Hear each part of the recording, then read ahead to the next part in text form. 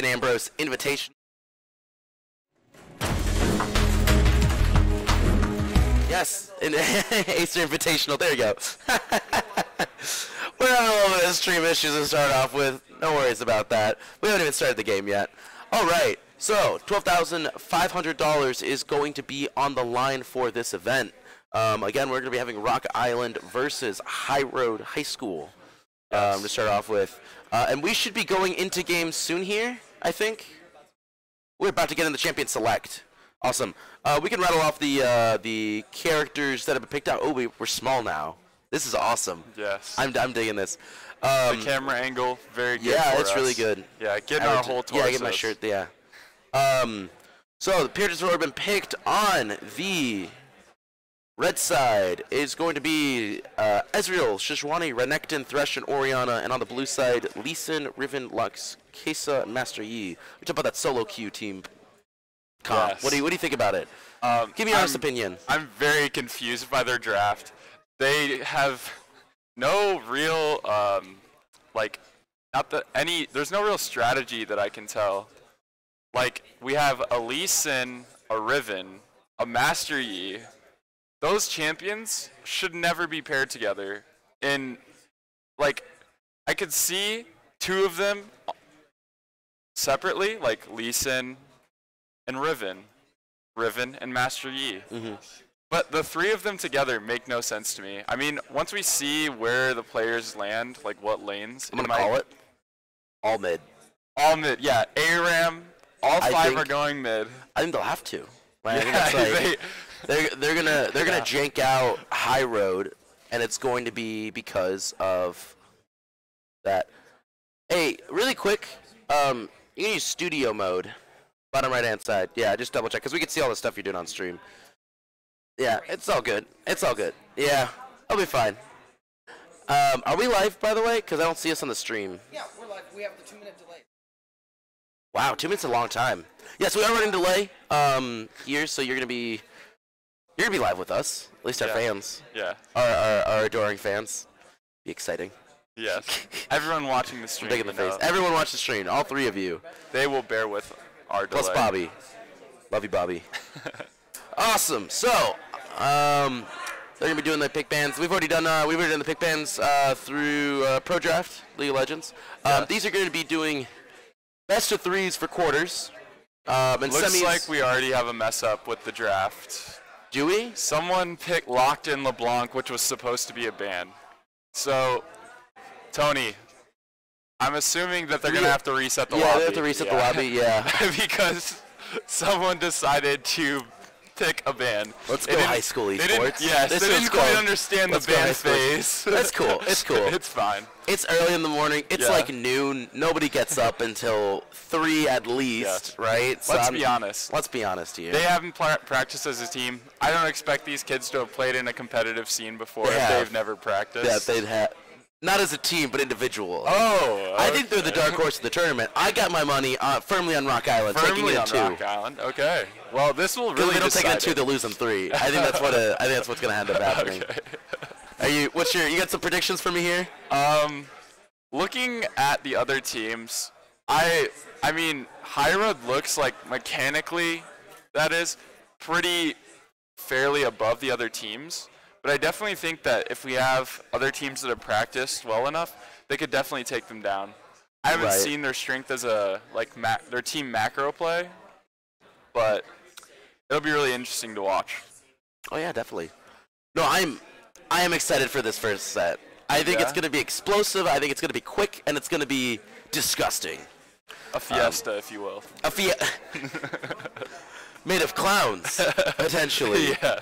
No, I think if High Road's left unchecked, their scaling overall is going to be giving them the late game. I think with Rock Island doing more of its, again, solo queue, team comp, they're going to have to win right off the bat. Early game, yeah. No ifs, ands, or buts. You just win. Early game. You just win. I agree. That's actually how you win this whole tournament. You just win. Do it right, and you don't mess up. It just works. Yes. Yeah. I'm imagining 5-person counter jungles. That's gonna be immediate. They're gonna be going in there, and they're gonna kill whoever is going to be trying to take blue buff right off the bat. Because I'm imagining High Road's going to try to take blue buff, right? And so Rock Island's going to go in there and kill their jungler. We'll see. High Road, maybe Savani will start red. You think your red start red? Maybe. We might see a red start. I know that red start is really strong in this meta, just because if you start red and enemy starts red, you start blue. You're both gonna go after the scuttle at the same time. If you start red topside, you can almost guarantee that you will have a free scuttle and they will have a free scuttle. Interesting. Okay. Scuttle Crab's like super important in this meta because they nerfed all the jungle XP, except for like Scuttle Crab. Let's go Scuttle Crab. Okay. Yeah, so Scuttle Crab's going to be really important. 1 for vision, 2 for XP for the junglers. And looks like Lee Sin is going to be the jungle. And it's Lux mid. Or it's Lux support and she's just in the mid slot. And we have Master Yi running heal. So, maybe this was... I don't know, the double heal just kind of cracks me up a bit. Yeah. Are we doing a Kaisa Master Yi kill lane bot? This is what I'm hoping. I'm hoping that it is... I want this. Riven mid, Master Yi top. Because I think that... Okay, it all makes sense. Okay. It's Riven mid, Master Yi top in an ideal world. Without teleport. Okay, teleport... Teleport just got a nerf, so it has like a 6-minute cooldown. Oh, okay. So it might make sense to use heal over. Yeah. Okay, you know what? I see this. And the Riven has teleport, and so maybe let's assume that the Riven has better macro play. And is that their diamond? Who's their diamond on the team? Mello. Mello the Kaisa. The Kaisa is going to be carrying this team. Yeah. I just want to make sure everyone knows. The rankings for the players, right? Mello, the left side, blue side's Rock Diamond Island. 2. Mello is their diamond player. I think their Riven is their silver and the rest are unranked. Yes. Right, and then red side, they have 3 or 4 diamond players. Yeah, they have 3 diamond players. I think it's gonna be good. Hey, they're diamond 4 though, the most toxic elo in the game. Not even a rank. Yeah. Like they might as well be iron at that point. Yeah. Like I heard that's a new rank now. Iron. Yeah, they just added it this season. So. That's the biggest kick in the shin for bronzies that fell. I know. That's rough. God. You can't even like look yourself in the mirror, I feel like. It's like, sorry guys, I saw a couple irons on the Iron now. rosters. Really? Yeah. I mean, You know what? I believe in the iron. I think iron's probably the hidden tier here. The hidden tier? Hidden tier of the Leaf Village. I would I would be really interested to watch like these iron players just really pop off. Yeah, no, and this is the place to do it, Yes. right? If you're gonna come in here and try to win $12,000, you're gonna do it. Yeah. Like that is, there's no ifs, ands, or buts. You just win. Like I said, you just do it. Yeah, you just do it. Nike hired me. We are not sponsored by Nike. We are sponsored though by brought to you by St. Ambrose. That's gonna be the big sponsor for this whole tournament. You can see their bees there, right underneath our beautiful faces. Yes. As well as Intel, video games, etc., and Respawn. We'll give a double plug to St. Ambrose. It's a private college here in Davenport, Iowa, which is where we're having this. We're having a Paradigm hosted in downtown, beautiful downtown Davenport, Iowa. It is a little rainy, but it's right on the river too. We're fighting it. Yeah. Like I could probably throw a stone. Maybe a football. If I had a better arm. That's a couple blocks from the river. I could see the river If at he least. was Tom Brady. If I was Tom Brady. He would throw the football into the river. There's a lot of caveats here. All right, I want your prediction. What do you think here? Based on team comp alone, I'm going for High Road. I don't care in 2 or 3. Okay, if Rock Island had 4 challenger players playing piloting, Lee Sin, Riven, and Lux. Right. Like, okay, that's an easy win because mechanically those champions are really high skill floor, really tough to play, and when piloted well, they are amazing. Right. But I don't think we have that. I don't think we have challenger players. I think we have silver and unranked players. And so just on team comp alone, I'm looking for red side. I'm looking for High Road here. Okay. What about you? I wrote 2-0, 2-1. Oh. What's the set count? I want the set count. Okay, set count. Predictions. We're Let's going go. early set. I predict high road in 3. That's me being addicted to the competitive scene. You know, I want to see a game 3. You want to see game 3? Yeah. All right, we're going to be transitioning into game here. Awesome. Look at those skins. All right. What's best skin? Best skin. I Best didn't know that skin. too. Oh, that's tough. Bullet Angel Kaisa or Give me Battle some- Bunny Riven. It's got to be EPA Ezreal. I got to go with the classics. Taipei Assassins. Taipei Ezreal. Assassins Ezreal. That is, I don't know, man. By far the best team. Oop, there we go. All right. Going to the game. About to jump in. Look at this beautiful overlay. Piloted by our beautiful Ostopolis. Yes. On, Our observer. Our observer, Ostopolis. the real Ostopolis. So let's see if our predictions are correct. We're going to be going straight into people running from spawn. Yeah. Very exciting, riveting gameplay even. I'm really curious to see. Are we going to see any early invade, both 5-point opens? I just think Not we... sure. No, wait. We might. Maybe. Ezreal and Thresh are going out pretty far into the river. Just want to get those early wards. I guess Be catching them. Master Yi is going to go mid. Unless they shift around their lanes. It looks like Riven is top side, so...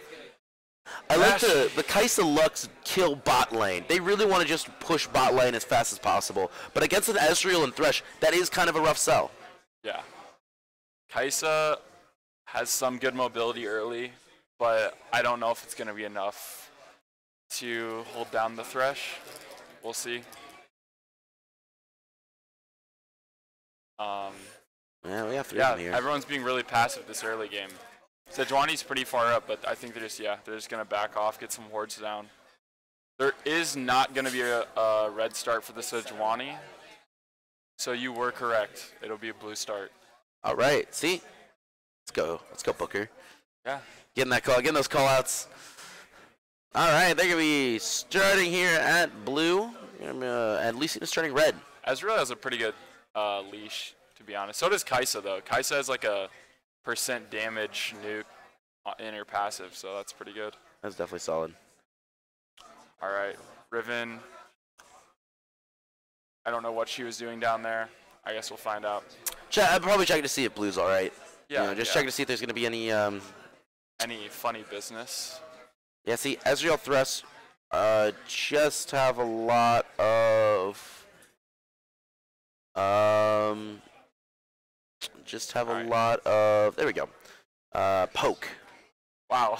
That Looks is- like Master Yi's wow. already getting dumpstered mid lane. Ooh, that is... Well, we were expecting that, though. Yeah. Like, Ezreal...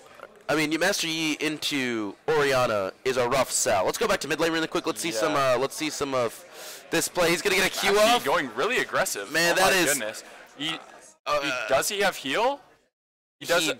He has ignite. He changed his He changed it summoner last spell second. to ignite last second and just dies instantly. to the Probably not a Orianna. favorable trade there. Yeah. I mean, boots first on Master Yi is already confusing to me. And then he goes aggressive level 2 on Orianna, who's like really strong level 2 to be honest. Right. And here we go. We're already seeing Classic just eating up the enemy junglers' camps. Lee Sin goes red to Krugs and then completely loses his Raptor camp. That's Did you see the very kill though bot interesting. lane? Thresh was able to pick up Lux. Oh yeah. And this might be... Oh, wow. Top lane looking Just so much grim damage. already. Renekton's a really powerful early game champion. So Guys, it's 3 minutes in. You do not want to look this Yeah. this little shaky Yeah. going into it after just 3 minutes. But Right. again, I think this is where their team synergy we might affects see them. a little bit of a brawl here for the Scuttle Crab. Nope, Lee Sin's just going to acknowledge that he can't take it. Top lane Renekton is again on top of her. He's going to be going under Underneath the tower. turret, he's just going to That's just going to take the kill. easy Q dash away as well. Just goes and eats Riven. And bot lane, Ezreal picked up Kaisa. Okay. That is 4 kills within 4 minutes. 4 kills before Let's the see this 4-minute Cloud mark. Fiesta continues. Is he going to get the smite off? He does finish the blue buff, but he is in real trouble This here. is bad. Lee Sin is This is getting really bad. beat down by this Sejuani. Oh, man. Tries to Q to the Good. Going to be really using that good to get out of blast there. cone there. But he's not out of the woods yet. Oh, yep. There you did get out of there. For some reason, I thought they would continue to chase. This is just going to leave Sejuani to take his remaining camps. So Sejuani this early game has successfully taken her blue, her Gromp, his Raptors, his Wolves, and his Gromp. And she still has her entire red side up. So jungle for the Lee Sin is looking very tough right now. And here we see again Master Yi just getting abused by the Orianna. I mean, not just jungle though, but all the lanes are also having issues. Yeah, look at the CS numbers here. Almost double. Wow. Howard is doing a really good job to just constrict Rock Island as much as they can. I wasn't looking at the pick ban timer in Pro Draft, but I'm curious to see. All right, we got another Master kill. Yi dies again mid lane. Yeah, that is 5 kills in 5 minutes. Yep, 5 kills, 5 minutes. We're staying on pace here. This is good. I want to see this pace double. Yeah. We want to see the Fiesta become real, is what we want to see. Orianna walking back to lane. Lee Sin trying to pick up the XP in mid lane. Renekton engaging top lane. Top lane with the Riven. Oh yeah, Renekton going in. She's gonna try and get away. Oh my God, so much damage. Yeah, He's gonna be taken around under Easy. her own tower. That was Easy Q heal. He doesn't even bat an eye. Yeah, doesn't flinch to the tower damage. Just Q's out. We had a gank here. Orianna, there has been no pings mid, I'm not sure. Yeah, they may not have vision of this. No, they do. They do have vision. Okay, so they're being safe. They're gonna be safe. Yeah. Melo's a little better than that. Yeah, good on Melo and Andrew to stay back. Yeah. Don't really want to give those. Don't really want to give those free kills. Top lane though. Yeah. A little bit worse for wear on tower. Getting some free plating, 160 gold per plays. Is it really? Yeah, gonna be really good for the Renekton. He actually already has a Tiamat, even after the Tiamat nerfs. Tiamat costs 1,300 gold, and he has it at 6 minutes. Taking a little bit of turret damage, but I don't think the Riven can do anything, to be honest. This Riven is going to have to rely like solely on mechanical outplay right now. Wow, huge lane down here. Yeah, bot lane is also having problems. Yeah, they're getting a ton of plate damage. They just don't have wave clear. Yep. I know Lux has E, right? Yeah. For a little and bit. she goes down. Azure just picked up another kill. They went aggressive on that. Apparently Lux decided to step out of safety and just gets hooked probably. Yeah, I definitely jumped the gun. You should have waited for the jungler. Yeah, Jungler we've was going to be in successfully position. missed about 5 of the 7 kills just because they happened so fast. I'm looking back at CS, almost 30 on every single character. Yeah, and we're seeing single digits, or not single digits, but pretty low numbers for Rock Island. Yeah. Mid lane, Master Yi and Orianna are again kind of on top of each other a bit. I don't think Master Yi can really take her on. Thankfully, he is level 6. He does have some escape now, but typically you want that for aggression, so... Yeah, engaging and things along those lines. Melo already grabs a Cole as well, so he's acknowledging, yeah, my early game not going the way I want it. I'm just going to try and bank for some gold. And here we go, Riven just goes down again. That's another turret dive. And we get another kill bot lane. Not going to be the double, unfortunately. Melo able to get out of there. Yeah. Ezreal already used his ultimate. If Ezreal hits Q, I think he kills her there.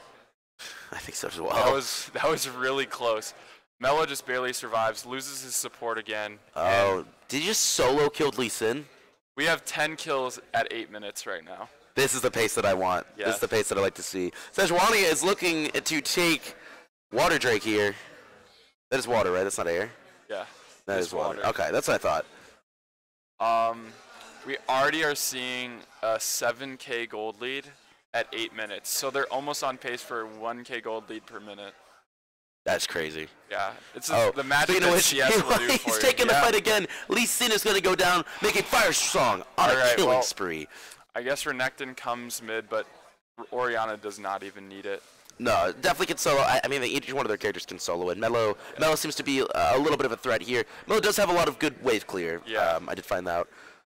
Kind Kaisa Q is pretty gross for the wave, but if Lux isn't there, you can't really go up to use it. Right. Yeah. Just be throwing a couple skill shots, trying to get as much as they can. They know Lee Sin is there. I guess he's not aware that they have a ward, so wasn't really able to it's check. Gonna be a little bit of a waste of time. 11 kills by 9 minutes. High Road Gaming poised to take this in a swift sub 20-minute game. Yeah. And Lee Sin's going to just lose more of his camps. Riven's actually pushed up here, so I feel like she'll probably end up going down soon. Yeah, that does seem to be a bad sell. I think Renekton just looks like he's baiting. Maybe he wants to freeze the wave. She only has 18 CS. Yeah. And this is almost 10 minutes in with only 18 CS. 18 that is CS and a Phage. Phage not been the good pick to start off with. Yeah. What would you have picked in that situation, being so behind? I would just try and get boots and some sort of armor because Renekton's just going. Oh man, she just put her ward there. She was in a really bad situation. Is here. Sejuani can almost solo Riven. Yeah, they get her flash and now they know that her flash is gone. Yep. You definitely. Oh wow. Lee Sin The insect on Lee Sin. They're gonna go in here. Master Yi's do not engage on that, man. That's gonna be a really rough situation. One more auto from the Orianna. Can she get the move speed? That's oh gonna wow, be it. nice. She's gonna take it with the Q. Not to mention Lux going down bottom lane. They engaged yet again. Yeah. It looks like. Mello goes in for some trade, but Mello tried as much as he could, but not able to get the kill. Unfortunately, Ezreal's gonna walk away unscathed. 13 kills by 10 minutes. 10:30. Yep. Right now, no towers taken yet, but all lanes are pushed. Oh, besides bottom lane. Let's go top lane really quick. Renekton is gonna be. Yeah, Renekton is actually proxying the wave top lane. That's crazy. Can we go top lane really quick? Look, Renekton Riven. Just standing there, menacingly. He's acknowledging his strength, and he's just going to go under the turret, maybe? And the first tower is taken bottom lane. Ezreal's going to grab that up really quickly. First tower, Ezreal's sub 11 new minutes. W has a lot of good push, so it's just free turrets. Yeah, Lee Sin is so underleveled here. Can't really take Renekton even if you want to. He's just going to be taunting on him. That is rude. Yep. I don't know if he could take that. But Lee Sin is, doesn't really have any kills, so can't back it up too much. This might give Riven a little bit of farm, but he's just going to go. He's just going to kill her. Again. Yeah, easy clap he sits here and he says, I can wait. Yep. For whenever I want to kill you. As long as he has the ulti, I don't think he can die, to be honest. That is crazy. There is 4 players on High Road Gaming side, or High Road Gaming. Yeah. Yeah, on High Road side that have bounties on their heads. 4 of them. And I think the Thresh will have one soon, to be honest. Wow, really good play from the Orianna. He's gonna be taken down again. Preemptively ults so that the cast point ends as he's coming out of his Q, and it just catches him, stuns him, and dies again. Lux doing what she can to try to save her turret. Mid lane is not going to go down right now, but should be very soon. Yeah. And a couple more autos from Orianna. That's going to be taken, and Ezreal's going to get another in, and mid lane is down. More plating gold. More. This is all before 14 minutes, so plates haven't even fallen yet. Rift Herald. Sejuani's going after the Rift Herald. This is 1,000 gold a minute for Indifference. Another turret but take it. Top lane's going to go down. That's more than 1,000 gold a minute now. Yeah, more than. Indifference. All right. These platings are really getting them ahead in gold. I think the only hope for the Rock Island squad right now is just to take these bounties. They need to kill. They need to get some bounties, get some gold on their team, and try and get back into this, maybe just a touch. Lee Sin is going to be trying to insect him. He does not hit him. Oh, he gets him away. Unfortunately, I think he's going to go down that regardless. Mello and Lee Sin go on the Ezreal and get a nice shutdown. Here comes Sejuani, though. That's going to be the first kill. She misses, and Renekton. Misses the skill shot, and he's going to get away. Mello is ready to fight. Thresh got the hook in there. He's going to be popping his ulti in the middle of the team. One of them's going to go down. Goes down her ult too. Lee Sin going to go down as well, but he's able to pick up Thresh. Riven going in by herself. Not too sure about that engagement. Going to go down very swiftly to Riven. That is going to be a triple kill for Halleck. Wow. I mean, Renekton inside of a team fight, his champion model is so big, he's going to be queuing like 3 people at a time. That's an ace. Yeah. That's an ace right there. Lux going to solo kill bot lane. Yeah, and you can't group up. And they have Rift Herald. Yeah. He's going to come in and slam straight into that tower, taking down half of its health. This Herald is probably going to walk down and get a Nexus turret. You think so? Yes. He doesn't get to take it out here. Nope, I don't think they will.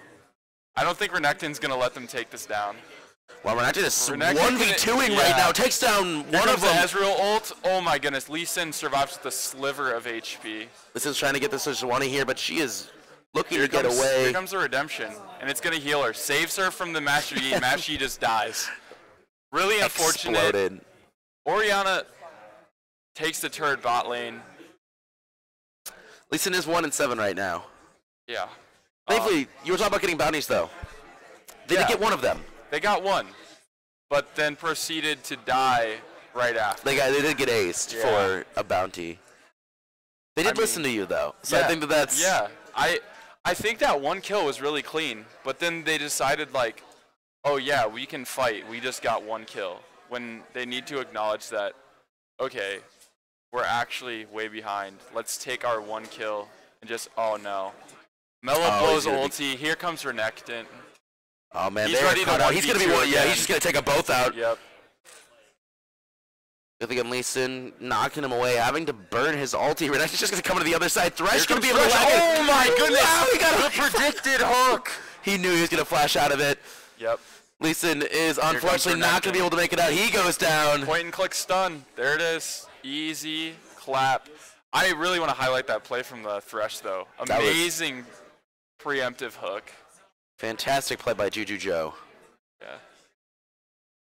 I would say that was some good juju. There is very little wave clear on the side of Rock Island. This is definitely a rough sell, and so much damage.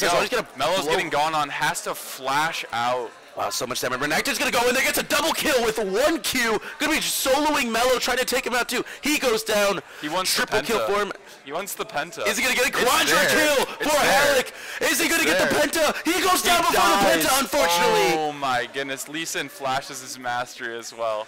Icon. Really unfortunate. Icon getting that BM. No penta for you, Halleck. My team might be dead, but I have some small solace here. Yes.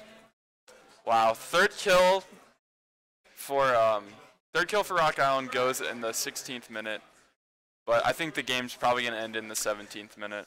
I think so too. I think it's kind of rough. Oh, and with an ult, Firestone's gonna be picking up another Lux kill, dominating the other enemy team. Thresh gets another hook. Wow, Griffen's gonna go. They're just picking him off one by one with a Q for Master E. He's going to sacrifice himself for the cause of trying to save these Nexus turrets. There's just not enough wave clear, unfortunately. It looks like High Road's gonna be taken down already. One of the Nexus turrets is going on the second one. Yep. They have 2 to defend this, and they have a ton of creeps in the base. Trying to pick up the last kills here before they win this game. Lee Sin gonna be able to. He picks up another kill. Q kick combo. Let's go, Lee Sin. Gonna be picking that up. Can Mello get anything down in this? Looks like they're just gonna keep beating on the Nexus. Yeah, and I just don't feel like they're in a good position to try to do anything. Griffin's gonna be coming in. Zoning the. Creeps zoning though is the problem. The fight. Oh man, Mello does go down. No, Mello falls to the Ezreal ulti. They're just gonna let the creeps take it. I think Firestone finishes out. Firestone gonna be taking that for High Road, winning sub 20 minutes. Yeah. 17. It was a 17-minute game. All right. Let's look at this game. Okay, so yeah, can we look at the past stats really quick? Can we get that on stream? Okay.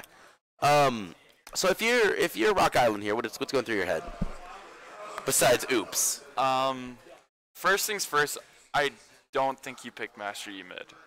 That did seem to be one of the weakest points of the team. Yeah, this guy died like level 2.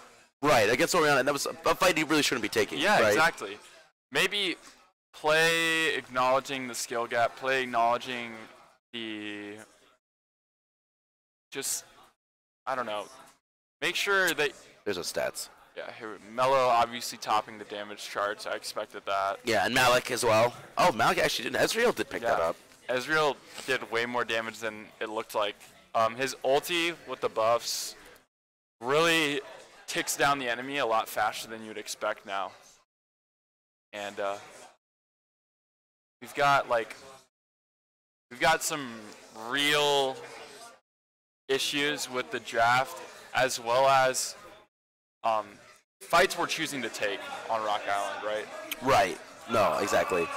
We see Riven trying to fight the Renekton early, which is just not a good idea. Renekton's super strong. I think you just farm up, try and get level 6, try and make some sort of, sick Riven outplay. Right. Okay. Also, jungle macro.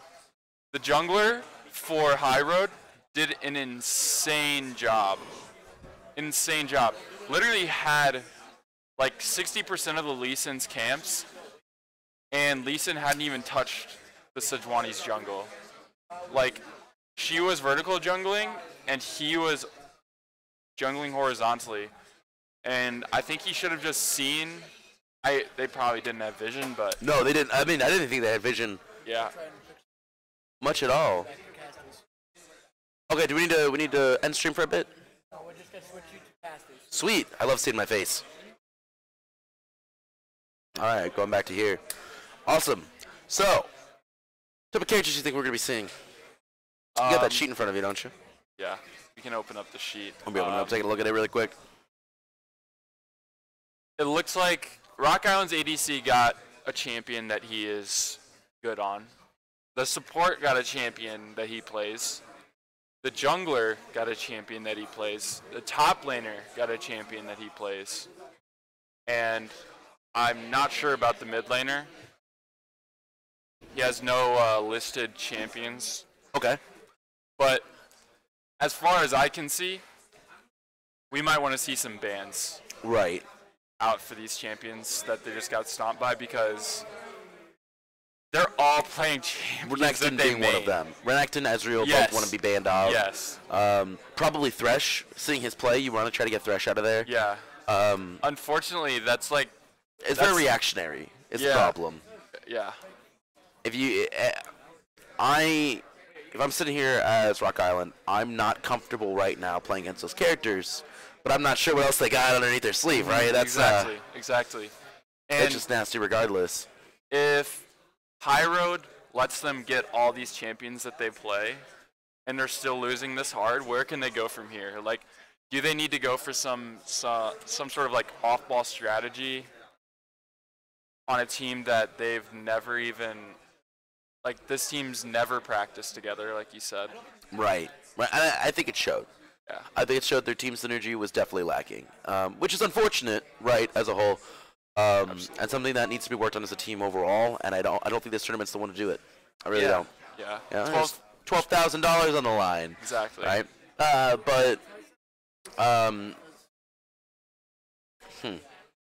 I would be really interested to see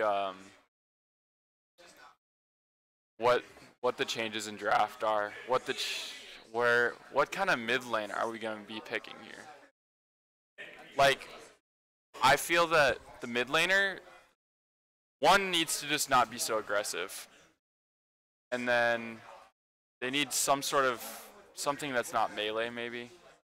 Yeah, they need more range and more wave clear. And Yeah. then, like, if you know you're going to be losing lanes, you need to make sure to be able to clear them effectively under tower. Yeah. So I'm trying to think of some characters that we could kind of see pull out from there. You know what? Screw it. Heimerdinger. Heimer. I think that's what they need. Heimer would be good. Yeah, He's really it's not, good. but, if you're going to solo queue, you might as well play Heimerdinger. That's all I'm Yeah. saying. That is the Something that, like, stops the aggression from the other side too. yes. I think exactly. Syndra would be a really good pick in the mid Syndra lane. Syndra's a solid Because pick. she's got really good wave clear. She has a stun. Instead And of then Lux. Her you think? outplay button, her ulti, Yeah. SR deal a lot of damage. Just win Yeah. team fight, press R. And so, if you can get Syndra, that'd be really ideal for the mid laner. But does he play Syndra? Like, we're playing in a high school tournament. Do these kids have a deep enough champion pool to play another mid laner? Their mid laner mains jungle mid support. Right. So, does he even play enough champions? I'm not sure. I mean, Like, was it his call to go Master Yi? He's like, yeah, dude, I play Master Yi jungle, I pop off. Let's go pick a mid and I'll pop off. right. And that was just obviously a bad call. Yeah. Yeah, it was obviously bad. I mean, as soon as you said Orianna pick, you go, nope, not going to do that. Exactly. That's rough. That's a rough pick. Orianna, known to have. There's this Korean player, Apta. He's considered one of the best, like, macro players in the world. He says Orianna has no counters. At all? Yeah, he says there are no counters to Orianna, and maybe you just ban it. Like, she does so much damage. Her ball is on such a low cooldown in the late game. If she has a free lane like the Master Yi, she's just going to be able to completely dominate in any team fight. And I think what we really just need to see is a ban of the entire cast from the last game.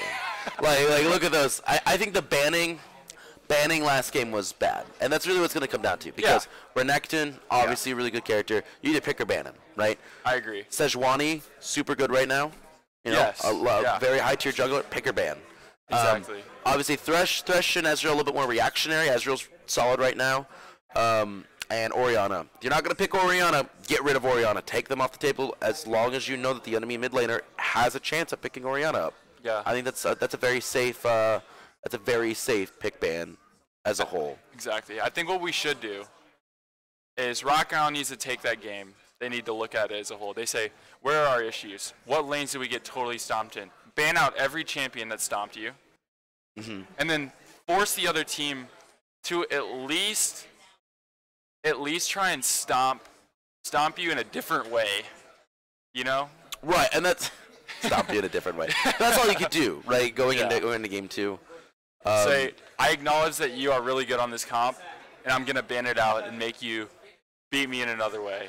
Right. If you can't do that, then we know where then the we weakness win. is. Then we just If you do it right, you just win. I at least you quote me on that one. I want them to have a pulse. I want to see something. I don't want 13-0. I want 13-10. I want something. It wasn't 13-0 though. It was like 13-3. Renekton did die at least once. Okay, at the end of the game they got 3 kills, but it was like 25 to 3. No. Mad props for getting kills. Yeah. At least it wasn't just a complete. Some bounties were claimed. Some bounties were claimed, and that's all you said. You just said claim the bounties. They listen. They listened as much as they could. I'm really curious who's shot calling on their team. I hope it's Mello. But obviously Mello can't micro his side lanes. He can't say, oh, he can't do the best that he can. You need to play this way. Oh, mid lane, you need to play this way. He can't control everything. So maybe he shot calls big team fights, but those solo lanes are looking a little bit grim. Well, team fights are rough too. Yeah. Right. Like Rock Island obviously was not having any sort of micro in the team fights. They weren't really communication. Riven went in. Messi went in. We have it's just chain feed almost. Like, we have people going in one at a time, getting picked off, and then their teammates are like, oh, we're going in, we're fighting. Let's go, let's follow. But by that time, their whole team's dead. You know? Right, so exactly. They've got to do some sort of shape up. I think I have some pick bans here. I'm gonna Pro draft's almost quick. up? Yeah, it should have been up already. Let me see if I can pull that up. So if you would like to in Twitch chat to hashtag Rock Island win, hashtag High Point win, High Road win, root for your favorite team. And if you're not in the Discord, get in the Discord. Definitely get in the Discord. Yeah. I'm looking at you. There's stuff going on here every weekend, almost every week. Every to be day. Honest. Yeah. So much stuff. Very exciting. Very hype. If you're looking to get into the community, it's the place to do it. Yep. Again, this is we are at Paradigm in downtown Davenport, Iowa. On 2nd Street. On 2nd Street, just a stone's throw away from the river. Or a football throw. Or a football throw from Tom Brady. This is the St. Ambrose Invitational. These teams are playing for $12,500 in scholarship funds to St. Ambrose University. We have some good teams here to play. Yeah. Definitely. I can kind of go over some of the teams that have shown up. High Road, Rock Island, Allwood, and Winterset will be playing at 2 p.m. So you can catch us back then, back at that time. Osage versus Orion at 4, and Waco versus Central is going to be at 6 p.m. So we had all those schools coming in, and everything in quarters, which is what we're going to be seeing today, is day 1 of 2. It's going to be best of 3. So exciting. I'm excited. Mega hype is the correct terminology. Yeah. I'm excited for these later games. Obviously, there's a big disparity in skill gap in this game. Right. But later games, we're going to see, iron on iron, bronze on bronze. I've never commentated iron matches before, so I'm excited. I'm very excited. It's going to be really fun to cast it because, there's always room for flame. Always room for flame. I Reed, couldn't really flame those diamond players. They're higher ranked than me, so. Yeah, what rank are you, if I may ask? Silver. Silver? Yeah. Rough. You know, I'm I grinding was for gold at one point. I'm grinding for gold. I was gold at one point. We're always on that grind for gold. Hashtag grinding for gold. Yeah. You can just put it right down there. Hashtag grinding for gold. That's us. We grind for gold. Yeah. But, all right, well, are we cutting into a break, or are we about to get in the I think we're game? getting in the game here soon, right? Yes, we are going in. I just don't have the pick bands in front of me, so I didn't know if we could pull those up at any point. We have not gone to the pick bands yet. Right. That's the thing. Nobody sent me the pro draft. We are going in. In Champion Select. In Champion Select? Yeah. Ugh. I hate So- Champion Select. We're about to go into Champion Select then. Yes. And there we will talk about show you the the- picks. we'll show you the picks. Yes. Yep. It should be, hopefully, Hopefully. we don't see They need two to be banning. junglers on the side of Rock Island. I hope they've learned at least All that mid. much. I'm telling you, all mid rush. All mid. Okay, yeah. All mid rush. Maybe that's the key. To beat a diamond with a silver player, you have to use Hyper-aggression, two. keep them on their toes. Keep 'em on their toes. No, but I think pushing a very aggressive counter jungle strategy by disrupting them as much as possible. Yeah. Really doing super aggressive wards. If you feel like you're going to be losing a lot in the macro or in the micro, push macro as much as you can. Exactly. I'm not saying it's going to win you the game as a whole, but I am saying that it's your best option. Yeah. There is a Tuesday Rec League at Paradigm, and it's a really good example of that is the Victory Store team. The Victory Store team on the weeknights here. Right. They're not the most mechanically skilled, but their team has insane macro. You will literally get destroyed by their macro. That's good. Their That's team good. captain is a great shot caller, great support player, and so that is evidence to a good something where macro can reign supreme. Looking at High Road, Right. You got some stuff in front of you. yeah, they didn't get their mains at all, and Those weren't their mains. no, they were not. Those weren't their mains. Rough. The mid laner mains Vel'Koz, jungle mains Lee Sin, top lane mains Urgot, ADC mains Lucian, support mains Morgana. We just saw a Morgana rework, just came in on Wednesday. This guy's Morgana could be sick. See, I mean, that's the problem when you're doing pick bans. Yeah. Right? Because they definitely pushed banning those characters last time, but this time around it's a little bit. What do we do? Do we just get beat by the same characters again, or do we try to? Exactly. And I think you again going back to what you said something different, right? You're gonna beat me in a different way. Exactly. Yeah. That we kind of get some more experience out of it, and Yeah. Learn for your next tournament, I guess. Yep. That would be ideal. that would be. Your next one probably isn't playing for $12,000, but Yeah. that's fine.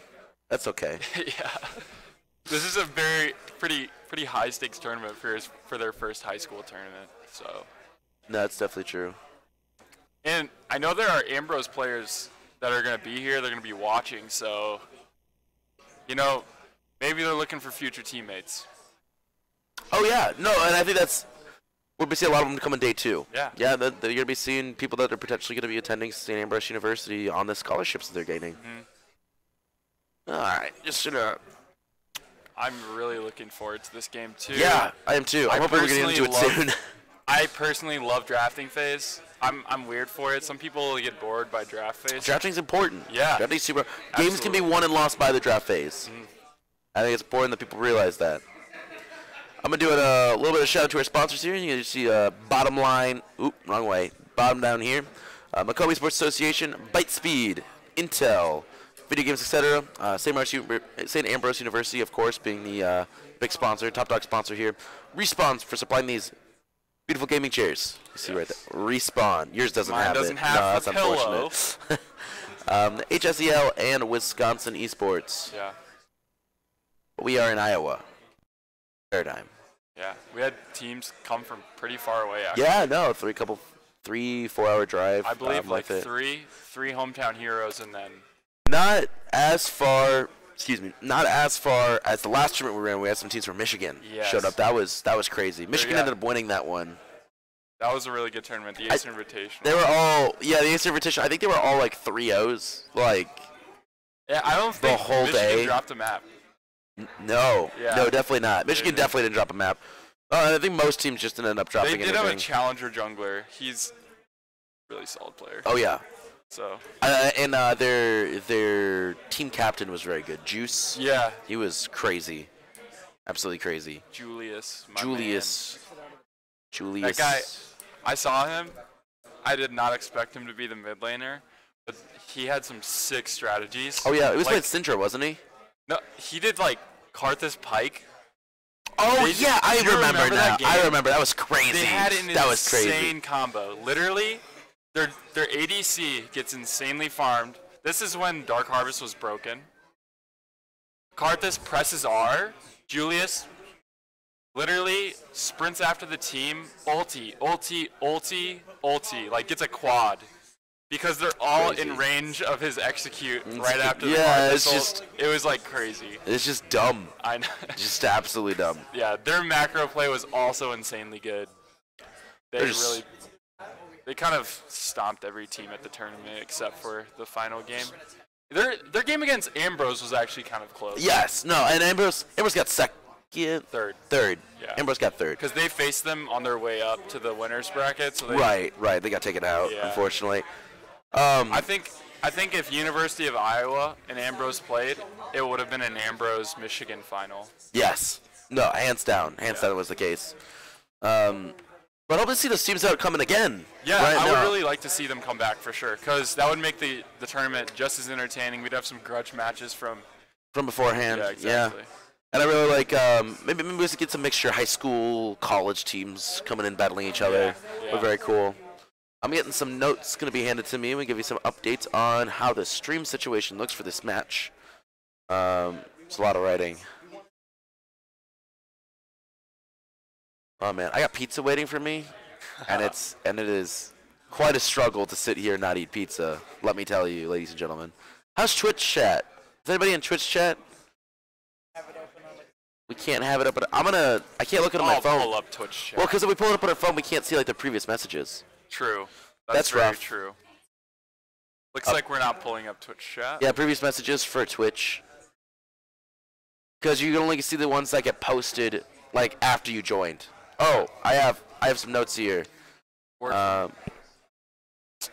Going to the next game. We're gonna be going to the next game and checking some sound. All right. Sweet. Sounds good to me. By the way, going to be in the next game. We're gonna be getting some pick bands really quick. Kind of see what characters are picked up here. And if we get the sound fixed, it will be perfect for the game. If yeah, not, is there any? I didn't we're know there gonna was have any it sound fixed during issues. We intermission. apologize for any sound issues here. Yep. Ladies and gents, persons of personhood, So I'm gonna stick with that one. All right, well, Rough. solo queue draft, first game. Oh. Here is the draft. Yeah, that was for the games. wrong over. Different colors this time. Oh, we're gonna be orange. Yes. Here we go. I'm digging the orange. Yeah, I like this. This is bright. Is a banned Lucian to start off with? All right. I don't know about the Lucian ban. Most likely, There we- actually, It's the other team. I This- forgot they switched sides. Yeah. Renekton immediately. Yes. They're Totally really agree. Kaisa gonna be banned out. Melo's gonna be countered. yeah, with Mello. They might just target ban Mello. Mello's their diamond player. They know he's their best player, so There's they could just Thresh. ban out literally every ADC he plays. That is rough. That's just so mean. Yeah, I'm hoping they pick it first phase. Actually, His he's way ADC. down here. Oh, wait, Yeah, it doesn't matter. They can it trade it. doesn't They got matter. it. The Yeah, phase they are yeah. banning out his ADCs. That's what's happening. Yep. Very rude. All right, there LeBlanc goes banned. LeBlanc. Okay, I thought you said he played Vel'Koz. He does. Yeah, his main is Vel'Koz, but Or said it Darius. Darius is I good. guess his maybe Kazik. we Alright. can look at his OPGG. Y'all need to be picking this ADC, man. Melo's gonna be kind of rough. Jax picked up instead, though. We have Jax going top lane. Hellfire is playing Kha'Zix in the jungle. Once again, Jax is a really strong pick competitively. Oh no. Oh God. Oh no. Zoe. I really don't want to see this. This is going to be pretty they're not disgusting. picking the. Oh no. My guys. Rip Mello. Gonna be having 2 more ADCs banned for him, guaranteed. Oop. I think we switched by accident. They could be. They Yeah. could be first phasing it. There we go. They could be. All right, I got you. What I we got don't. you. There you go. All What right. we don't know is What do in they ban? pro draft. They may have picked a different order. You know, like maybe they lock in. Yes. Oh, because they've already locked Yeah, in. yes. Yes, that makes so much sense. Yes, I forget that we've already done it. Right. So he gets a Vayne. He gets a Vayne. He got a Vayne. That's So fine. they ban out his first 3 champs. He probably first phase Vayne, just so that they don't ban 2 more Yes. after. And Vayne Janna's a fine bot lane. Galio. Defensive man. play. That's what I Yes. wanted to see. There it is. I don't know about the Kha'Zix pick. Really? Okay, yeah. The Kha'Zix pick is a little bit questionable. First of all, can Yeah. you do dual Nunu? No. What is Darius, Nunu, Zoe, Ezreal, but so much teleporting, so much just They have running at your opponent. They have a lot of aggression once again. So Scuzzrat picks Ezreal. They did ban Thresh. I don't know what the other 2 were. Looks like Lissandra and Leona. Yeah. So they banned a couple of aggressive supports. They banned. Oh, that's fine. They banned a couple of aggressive supports, and said, "We're not mad that the Ezreal did the most damage. He Right. can be stopped some other way, I guess." yeah. Maybe it's the Vayne. Maybe the Vayne is their answer to the Ezreal. You think so? You think Jaina Vayne is a good answer to Ezreal? They have knock up, knock back, knock up, and knock back. Knock in, knock out. Knock. They. A lot of knocks. yeah. Vayne could stun Ezreal. Jaina could knock him up. That could be okay. Okay. Bard's gonna have sustain for him though. Yeah, the Bard's rough. The Bard is very rough. Yeah. You gotta be careful of your aggression. Trying to get on top of Ezreal, Bard's just gonna kind of like lock you down. Exactly. Kha'Zix. Not solo killing Nunu, but definitely good for helping out lanes. If he can Absolutely. get his jungle in. And I think maybe the Kha'Zix wasn't that awful of a pick. What would you have done instead? Is Sejuani open? Yes, Sejuani was open and not picked. That's what I would have done. Yeah. I would have done Sejuani. Ideally, I would prefer a tanky jungler. Bai just got a huge rework. She's way more tanky. Like, it's really confusing. Yeah, I just think again interesting pick ban yet again. Jax, all right, Jax is all right. Jax definitely. Oh, we're moving. Ooh, there we are. Sweet. Can Jax beat the Darius 1v1? Yes. Yes, no, definitely. Can Darius outplay him? Yes. Guaranteed. Yeah. I want to see Tofu 22 Yumi playing safe. Like, Yeah, I you know. sit under tower. If I'm his captain, right? Yeah. I'm saying you sit under tower and you farm Yes. until you get level 30, and then we can go in. Like, Yeah. You honestly, as a Jax, the outplay potential is super high. Super high. You could stun Darius under turret if he wants to go aggressive. yeah. He didn't- Have it on deck. Don't waste it. Right. That's Yeah, important. exactly. Like, Jax typically wants to be aggressive. I think Tofu needs to hold back a little bit. Halleck is just like, I feel like by default gonna push the wave, right? Because his passive like bleeds Does he bleed minions or only champions, Darius? No clue. Interesting question. If he bleeds minions, I don't really know how the My passive vote's works. for bleeding minions too. Yeah. I think If you- I know. I think I've seen that before. Okay, yeah. So if it bleeds the minion, then he's just going to default push his lane into the Jax. So Jax has the ability to just sit under turret, like you said. Right. But the question is, will he have the self-control? Playing Jax. Have some self-control. You went in with Riven way too much, man. Yeah. I don't know. Yeah. I don't know here. How did we think of Icon? Their support player on Rock Island. Who did he play last game? He played Lux. Ooh, what Lux. skin? Give me He that skin. he died solo way too many times. What's your favorite skin? favorite skin?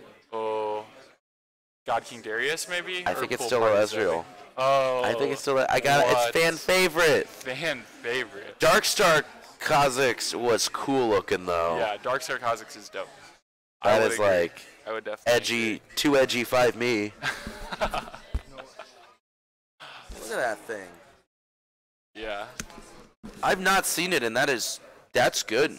Kha'Zix has a lot of edgelord skins. Kha'Zix is the premier edgelord. I think Kane takes the cake on edgelord. You think Kane? Yeah. I don't know. Vayne's got a lot of edges to her too. Yeah. Like just like the sharp edges in general. Oh God, I'm very loud. All right, here we go. We see another 5-point opening. No crazy invades. The Zoe is kind of far up. Not really sure. Yeah, Ezreal's gonna be bot lane, just playing cat and mouse, throwing a Q here and there. Yeah, Yep. just nothing crazy, and that's not what I want to see from them. He's getting some early klepto procs. He's already got, I believe that's like adaptive damage or mana. Really? That little pop there, yeah. It's either adaptive damage or mana. I can't remember. They all look kind of similar, but we'll see. Finally, we see a red start, like I was saying in the first game. This leaves. Oh wow. This leaves. This is a lot of opening for vertical jungling here.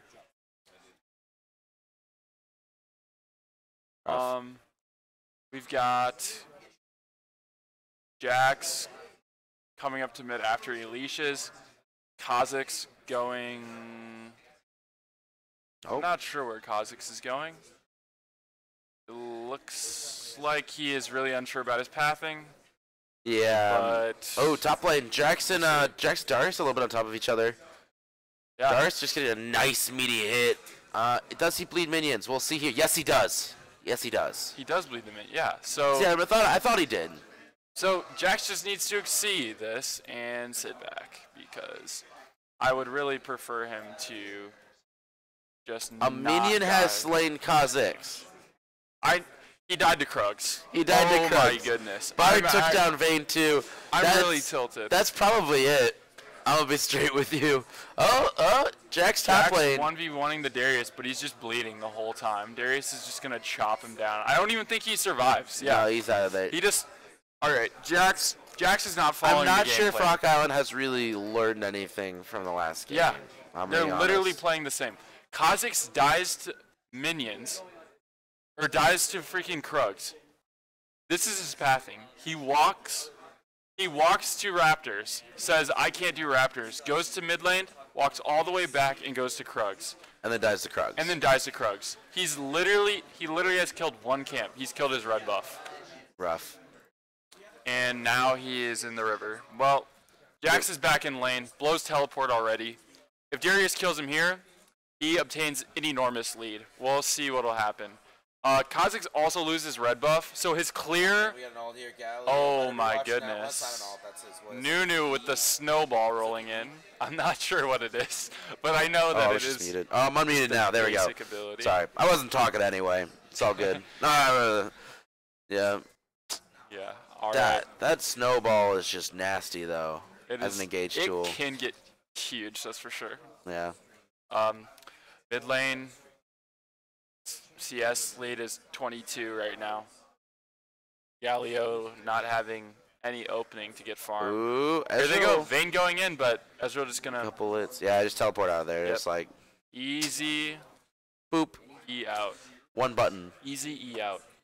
All right, Jax. Jax wants to fight the Darius. All right, got that stun on him. Gets That's the good. That's a stun, good but- start. All right, this could be a win for the Jax. Yeah, Could be a win. I can't see health bars right here. Nope, No, the bleed damage is too much. Literally, is That's it. flash kill. That's a Tofu, flash kill. Tofu has successfully lost lane here. Yep. Halleck gonna be taking Yeah, Halleck, he's got a bounty already. 500 gold. Yeah. That's absurd. This early in game is crazy. Yeah, it is literally it's 5 minutes right And now. Jax has 9 parm. Melo's getting gone on here by the jungler. Wow, really good That was condemn by the very Vayne. solid. Oh, it's not gonna matter. But they're still That's not going gonna matter. on. He's gonna go down. Oh no, the Nunu's gonna get the Melo, knockup. no, Melo's gonna go Melo's down gonna too. fall That's a as well. 3v1. He is just a boy.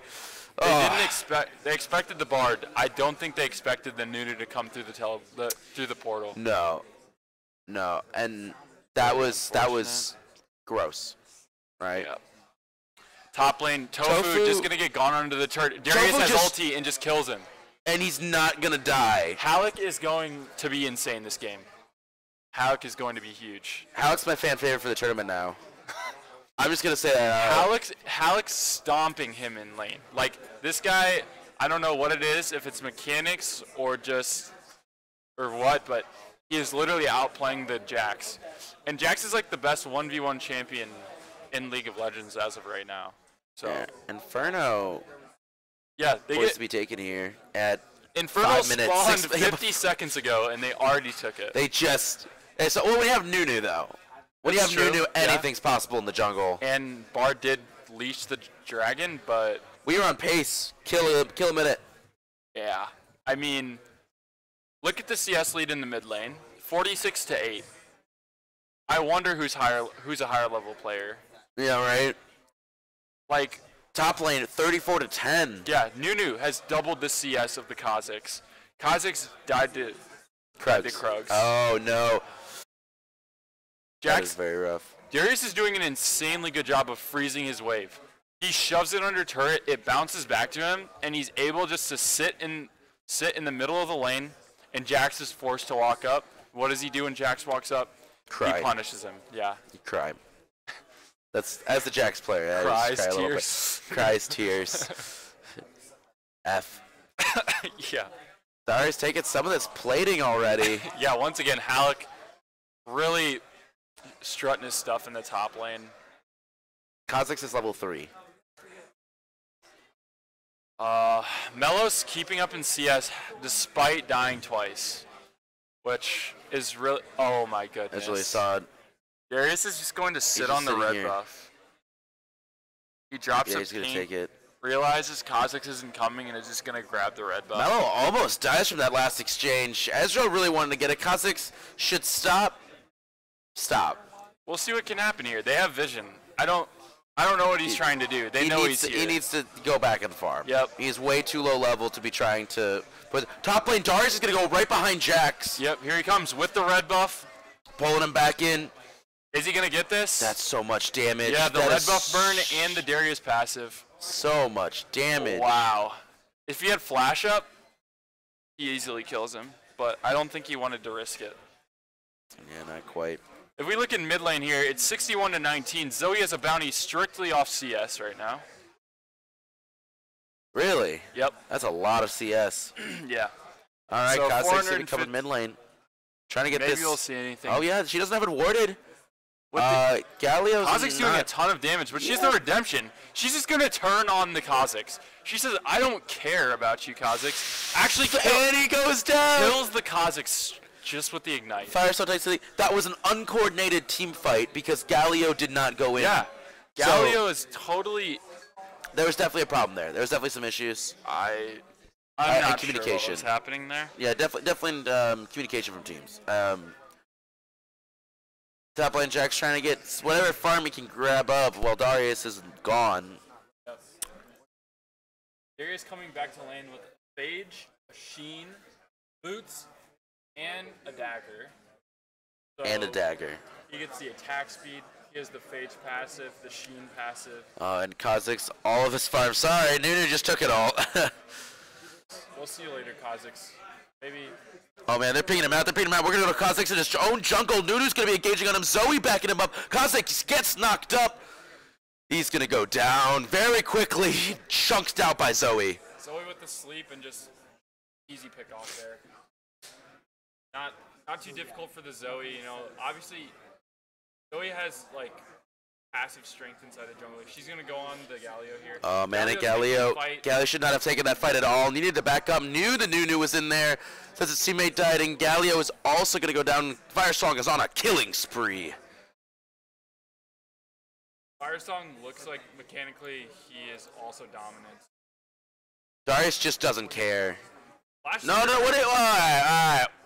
That was questionable. 800 gold over to Tofu. Questionable at best. Yeah.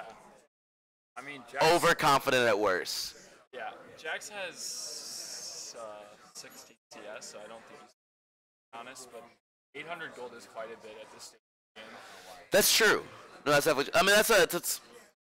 Oh wow, Kazak's gonna get soloed. See, that's what we're talking about. You cannot solo fight that Nunu. If Nunu's in your jungle, you don't go in your jungle. Yeah.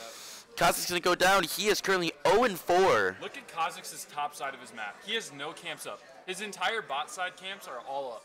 Why is he trying to fight this? Wow. Wow. 2 for 1. Not quite worth, unfortunately, for Rock Island. Did they get a shutdown at all? Joe, yeah. I believe they got a shutdown on the Ezreal. That might have been. Vayne made a sick play onto the Ezreal, goes for the flash. It was kind of a coin flip, and she ends up dying, but the support does clean up the kill, I believe. That's good. Does die for it, though. Yeah, Janna getting all these bounties actually gives her a free Ardent Sensor at Really? 11 minutes. Yeah, Wow. She got the bounty on the Ezreal and just completes the Ardent Sensor.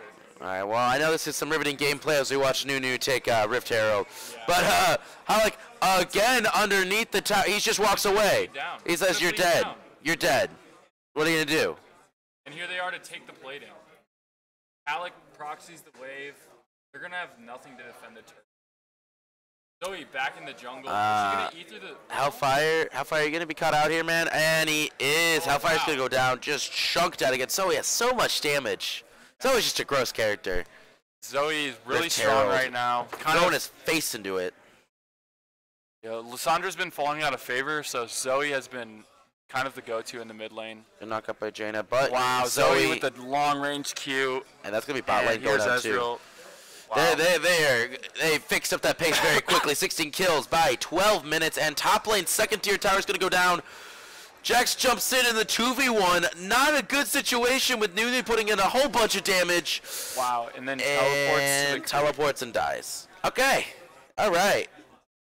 Rough. I'm really confused about that teleport. I hope Zoe's up here to grab that. She's not, but No, bottom lane is also there. And Kha'Zix. look at that, half of the health of that first tower. Yeah, the inhibitor turret is just going to be really low now. Oh, he's just. no. Oh no! Don't go away from that, cause. What are we doing?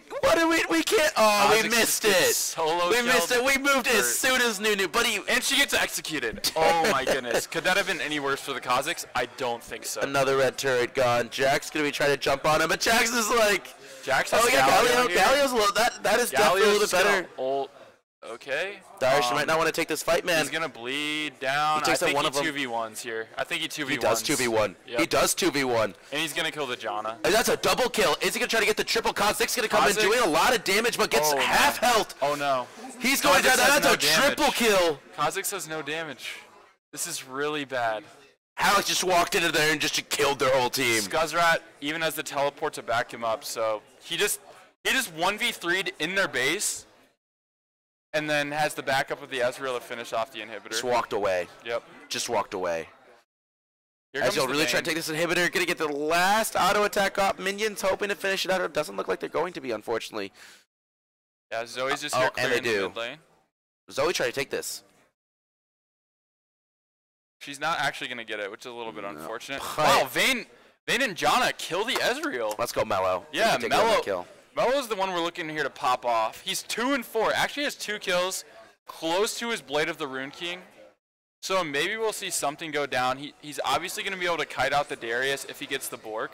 But you just gotta make sure Kha'Zix stops. At this point, Kha'Zix isn't even worth any money. No, he's Galio, probably worth no. a cannon at Galio this super point. caught out. That's gonna just chunk him out.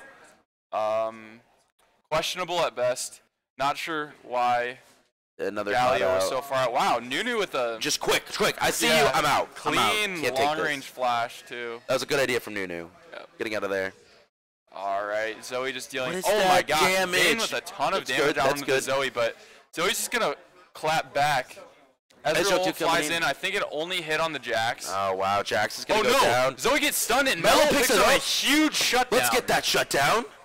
All right, Melo actually going to be able to finish the Bork with that gold, I think. Vayne is definitely a 1v9 champion. Yeah, that is a lot of damage. Ezreal going to be missing his Q. Vayne's Melo gonna doing be, an insane job of dodging skill shots as well. Yeah, I just going to sit here by him, slow some. Unfortunately, you can't be in two places at once. Darius pushing that bot lane. Galio trying to get in to defend it. Unfortunately, Kha'Zix Galio is just an easy 1v2 for this Darius. it's just there's no... He flashes, goes for the heal, double does kill. get the double. You can't... Kha'Zix isn't a teammate when you're doing a 1v2. Is that a pause? technical? Yeah, it looks like there was pause. Oh, it's well, pause. One of the monitors I think went out for a second. Okay. And they're just yeah, it was approved by the people down there. That's no problem. Going Just a small back in? technical pause. No team fights, thankfully. Going back into it.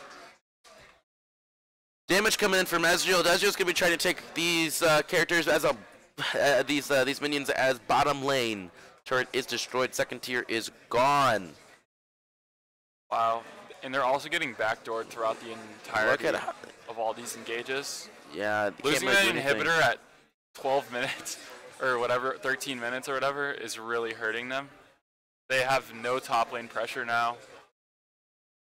Yeah. Ezreal, not even scared of this Jax, just says, He's like, do it. Come at me. I'll face check you. He's just chucking him down too. Jax just hit by every single skill shot. Ezreal is... Ezreal 1v2 as well. Maybe we don't want Scuzzrat on Ezreal. Scuzzrat looking like he has a pretty clean Pretty solid Ezreal. Yeah. Ezreal should have been banned. Yeah. Ezreal should have been banned. And we do that going into it. We said, well, they gave Scuzzrat his Ezreal even though he did the most damage. Yep. And he just showed what he can do when he gets handed Ezreal. A lot more damage coming in. Melo trying to pick up this kill. Melo is their only damage dealer right now. If he goes down, that's going to be the game. Yep. And he does. Zoe trying to put some more damage in. Kha'Zix trying to get out of there. Really good Bard. Wow, Bard all going to be locking them in. He gets chunked down. Juju Joe is on a rampage. The Bard.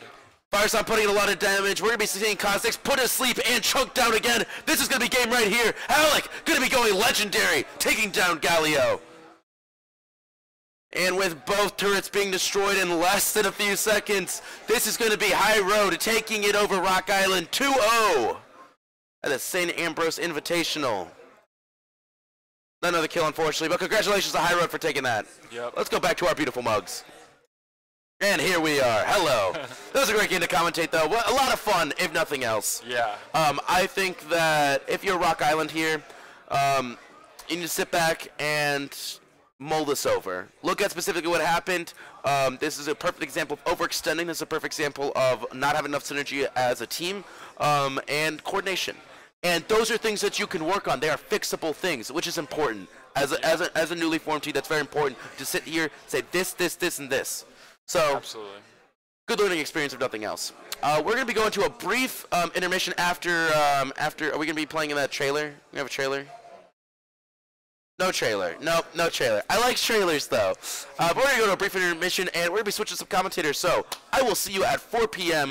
for our next We'll be match. back for 4 p.m. game. I'm back. Thanks for watching.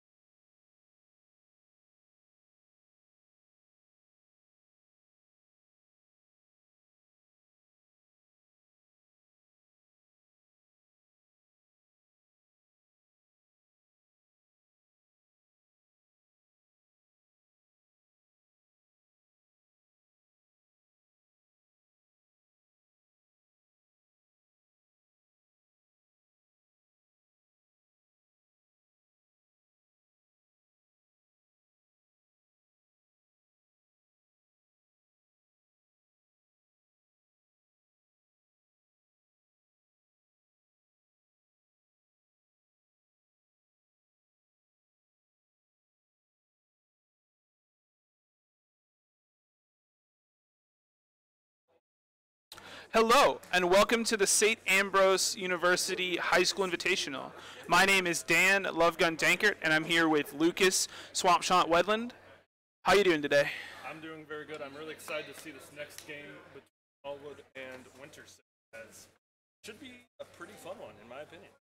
Yeah, I'm looking forward to a game that is loaded with kills and just all over the place. When you see any of these amateur competitions, it seems to be a lot of action, people going everywhere, going for the big plays, not always for the safe plays, but for the fun, risky, all-in types of plays, and I'm super excited to see that today. Being able to see the action everywhere is going to be tough. I'm guessing that there's going to be, during laning phase, kills all over the place. We might be looking top lane while something happens bot lane. We'll just have to roll with it as we can, try to figure out what exactly it is. I'm excited to see maybe some of these playmakers supports thrown in there because everybody loves to play Flash. Let's Crank is always an easy one to tilt. And my personal favorite that I'm going to be looking for, we asked their favorite champs were, who their mains were more or less, and on the same team said. So we're going to have to pay attention to, okay, is this going to be a team top, team on mid, jungle, ADC, because really. There are a couple champions that I really love to watch in competitive League of Legends. Teemo's one of them, because you have no idea what you're ever going to get.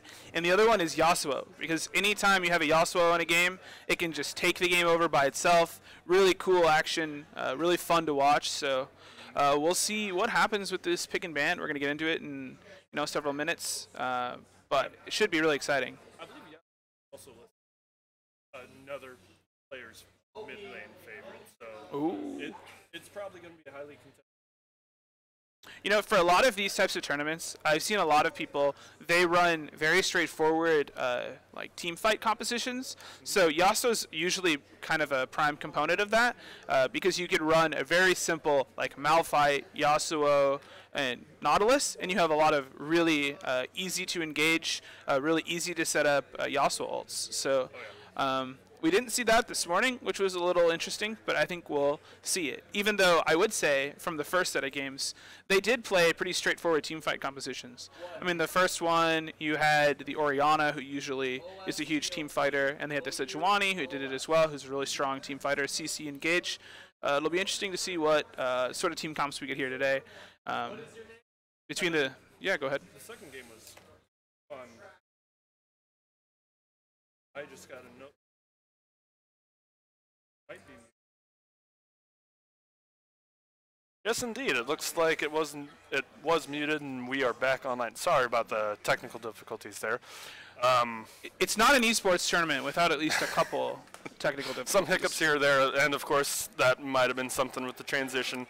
I'm trying to remember where we left off. We're talking about team composition, sort of the different types of things you like to see. It was really fun. Think are going to come to in the second game of the first match, we saw a Bard being brought out and massive damage coming from him. I really wish I could have seen more of that game. We were prepping for this one, but ever since I watched Afromu play Bard in the LCS, I love the champion. I play support, but I don't play Bard because I know I could never live up to Afromu's standard of Bard, and I could not handle that. To me, it's when you get more than 2 skill shots. That's when I have to be like, ooh, let's channel that back a little bit.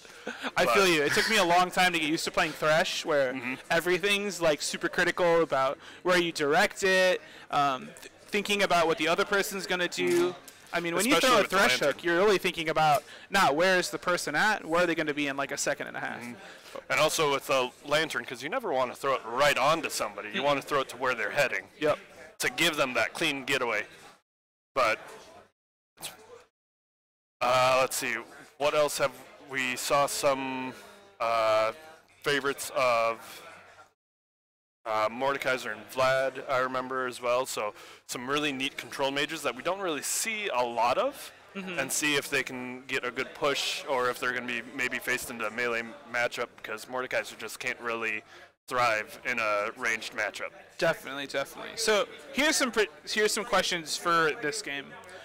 How many kills are you predicting altogether between the two teams? Altogether. I'll say this: over under 40 total kills. See, I was going to guess right about 40. You see, that's why I picked 40. You know, it's you know, a very rational number. I'm going to for- say under. Under? I gonna think go over. I think you're going to see a lot of skirmishing, a lot of fighting. I don't think either of the teams, they seem pretty evenly matched. I don't think either of the teams is going to like really roll over the other team. And if it goes to later, you could see just tons and tons and tons of kills. Sort of like when you see some of those YouTube games where they get over 100 or something. Like I think that's like realistic. I'm not going to say it's plausible, but it's possible.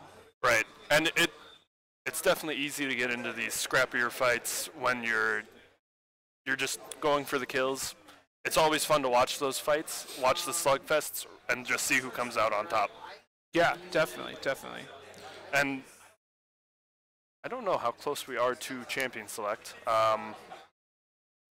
but what are the biggest like changes we've seen with the meta recently? With the meta, I would say the biggest changes are, first of all, the Morgana and Kayle reworks. So if you didn't know, Kayle is not the same champion that she was a couple weeks ago. She now is much more of a late game scaling. They completely changed how her damage goes, but it'll be very interesting to see what happens. Morgana had a small change. Basically, when she ultimates, she gets movement speed towards enemy champions. So it's sort of like a built-in Nimbus cloak type of a thing, so it'll help her setting up the big AoE disruption. Then also, I would say the other big change is the changes to Conqueror. The rune. It's made champions like Kled become really, really strong. Kled seems to be a really overpowered top lane pick right now. For sure. And really, he's one I'm not expecting to see too much of, mainly because nobody's mentioned that they're looking at him, and he's one of those newer champions, so he's going to be a little bit pricier to get a hold of. But let's see, Alawi, Gnar, those are some other ones that they listed, and if we see a Gnar game, that will just seeing that massive Gnar bar straight into a wall for the team fight win, that will be the play to watch. As a coach, so I coach the Western Illinois University Quad Cities team. Gnar is one of my favorite champions to pick around because, in my opinion, Gnar does two things really well, which are very important. The first, it's really strong in lane because he's ranged most of the time. He's able to harass the opposing top laner. He's able to CS really effectively, which makes him really, really strong in lane. But also, if you're able to effectively play around that Gnar bar, make sure you hit Mega Gnar at the right times, he's able to team fight, which is his other big strength. And usually you don't get that. Usually you don't get a champion that's both dominant in lane and then dominant in team fights, which is one of the reasons why I like him. If it could be played well, in my opinion, it's one of the most game-changing champions in the game because you're able to do those two very different skill sets extremely well. And then being able to just shut down the opposing player is always a nice thing to do because either you're getting yourself really ahead and them behind, or you're just making them fall behind unless you get their jungler to come up, give a nice gank, maybe see some tower dives. You can never know. And that's really either way because we see it all the time where, oh, I'm going to push this guy under his tower, and then we're just going to go for the kill. They go for the dive, they get the kill, and then on top of that, you're losing money with the waves being killed. Yeah, definitely. Nara's definitely a really strong pick. Another one of the picks I think that's really strong right now, and you could talk about it sort of in terms of changes to the meta, because it hasn't been changed, is actually Ezreal. In the last patch, Riot even came out and said we're looking at nerfs for Ezreal in 9.6, but the fact of the matter remains is that ever since they changed the way Ezreal plays, he does a ridiculous amount of damage, and he seems to be, in my opinion, the S tier AD carry right now. Pretty strong above everybody else, even after the changes to how crit items work. He still seems to be just a cut above everyone else. Because he doesn't build crit items normally, but they've given quite a few buffs to crit items, which I think some of the picks that people have mentioned that they like to play, Tristana's one of them that was mentioned that we'll probably keep an eye out for. She loves crit items, and so she loves the new Infinity Edge, and it'll be, pretty refreshing to see something other than a double tier Ezreal. Yeah, I mean, if we were playing this game a month ago, we probably wouldn't even be talking about Tristana, right, in terms of being a relevant, competitive AD carry. But after the crit changes, really, she's able to get online and do a ton of damage. Tristana's always been about the late game. always has been. And with these new changes to crit items, her late game seems to be incredibly powerful and able to just like 2-shot, 3-shot people. You can also play it with other zoning champions to just siege really effectively on towers because she's able to shred towers with her bomb very, very quickly. Exactly. And now we have tower plating on top of everything, where that bomb will be able to possibly take 1, maybe 2 if she's given the right window of time with the auto attacks. She can get 2 plates with just 1 push, and it'll be free money. Yeah, Tristana works really well in lane with champions like Thresh, who, first of all, give lane pressure, so you're able to push out, but also have Demolish as a secondary rune, so that they can get up there, proc Demolish, proc the bomb, and then you're doing just, like you said, taking tons of turret plates, which is just free gold, right, essentially, as opposed to the way it was done before. And then, let's see, moving on to supports, I think in this matchup, the supports listed all the hook champions. Yeah. Thresh, Pike, Blitzcrank, like, these guys are going to be looking for the hooks, looking for the grabs. Let's get some kills. Let's get this lane snowballing. And they're all really strong right now, right? Thresh is widely considered to be either an S tier or A tier support. Pike has been up near the top of the support tier list for a while now. Even with his nerfs, he's still really strong. One of my favorite tier lists that I check in regularly has Blitzcrank also, either an A tier or S tier. It's kind of floated between the two over the last several weeks. But yeah, we're talking about really, really strong champions that don't really have good counters, right? Other support champions don't really play very great into them. Champions like Leona, the only thing that really does do really well, it feels like, is Morgana. But we'll even see if that's even available, because in solo queue games, at least recently, it never seems to be available. Okay, we're going to be getting in game soon. And I think the hidden factor with a lot of champions like Blitzcrank, instant tilt. It can make somebody think, I don't want to deal with this guy, and instantly change like how they're going to approach the lane when something like that is picked. Yeah, one of the big things with Blitzcrank is you're able to burn flashes really well, right? Especially low ELO players, what they'll do, I'm not saying anybody here is a low ELO player, but things I've noticed is that they'll flash as soon as that hook comes out. It might not even be on target, but they'll flash it preemptively, and then you see a really good opportunity for jungle pressure, right? When the AD carrier, the support, loses their flash, it's like puts a target on their back, and that Blitzcrank's going to be going for them again with their hook because now they don't have an escape. Also, it makes it really easy for tower dives, right? So and that's one of the things that Blitzcrank can kind of warp the game around him. Oh yeah, and after that flash is blown, he can just use his W and just run right up to them and completely make them think that he's going for the hook. As they're dodging back and forth, he just catches up right into the air. Yeah. And another thing people don't think about with Blitzcrank right now, which I think is really strong, is Hex Flash. Right? Hex Flash isn't really that common. You don't see it in a lot of solo queue games. But if you're ever playing Thresh, if you're ever playing Blitzcrank, even Alistar is really good with Hex Flash. You can set up a ton of picks with that, really just by having it on your team. Plus, it makes your flash cooldown shorter, so that's really, really strong. So those solo queue players out there who want to get better at solo queue, practice using Hex Flash. Definitely an underrated rune, in my opinion. And then there's just other good things in there, like the free boots, the free stopwatch. I personally go for the boots over the stopwatch more often than not, but I'm also more of a jungle main, so. In support, so I'm a support main, for those of you who aren't familiar with me. What I do is I always take, usually take Hex Flash, and then I take, I'm trying to remember. It's always, there's only 3 options there that I ever take, which is Hex Flash, Biscuits, and the one that gives extra cooldown.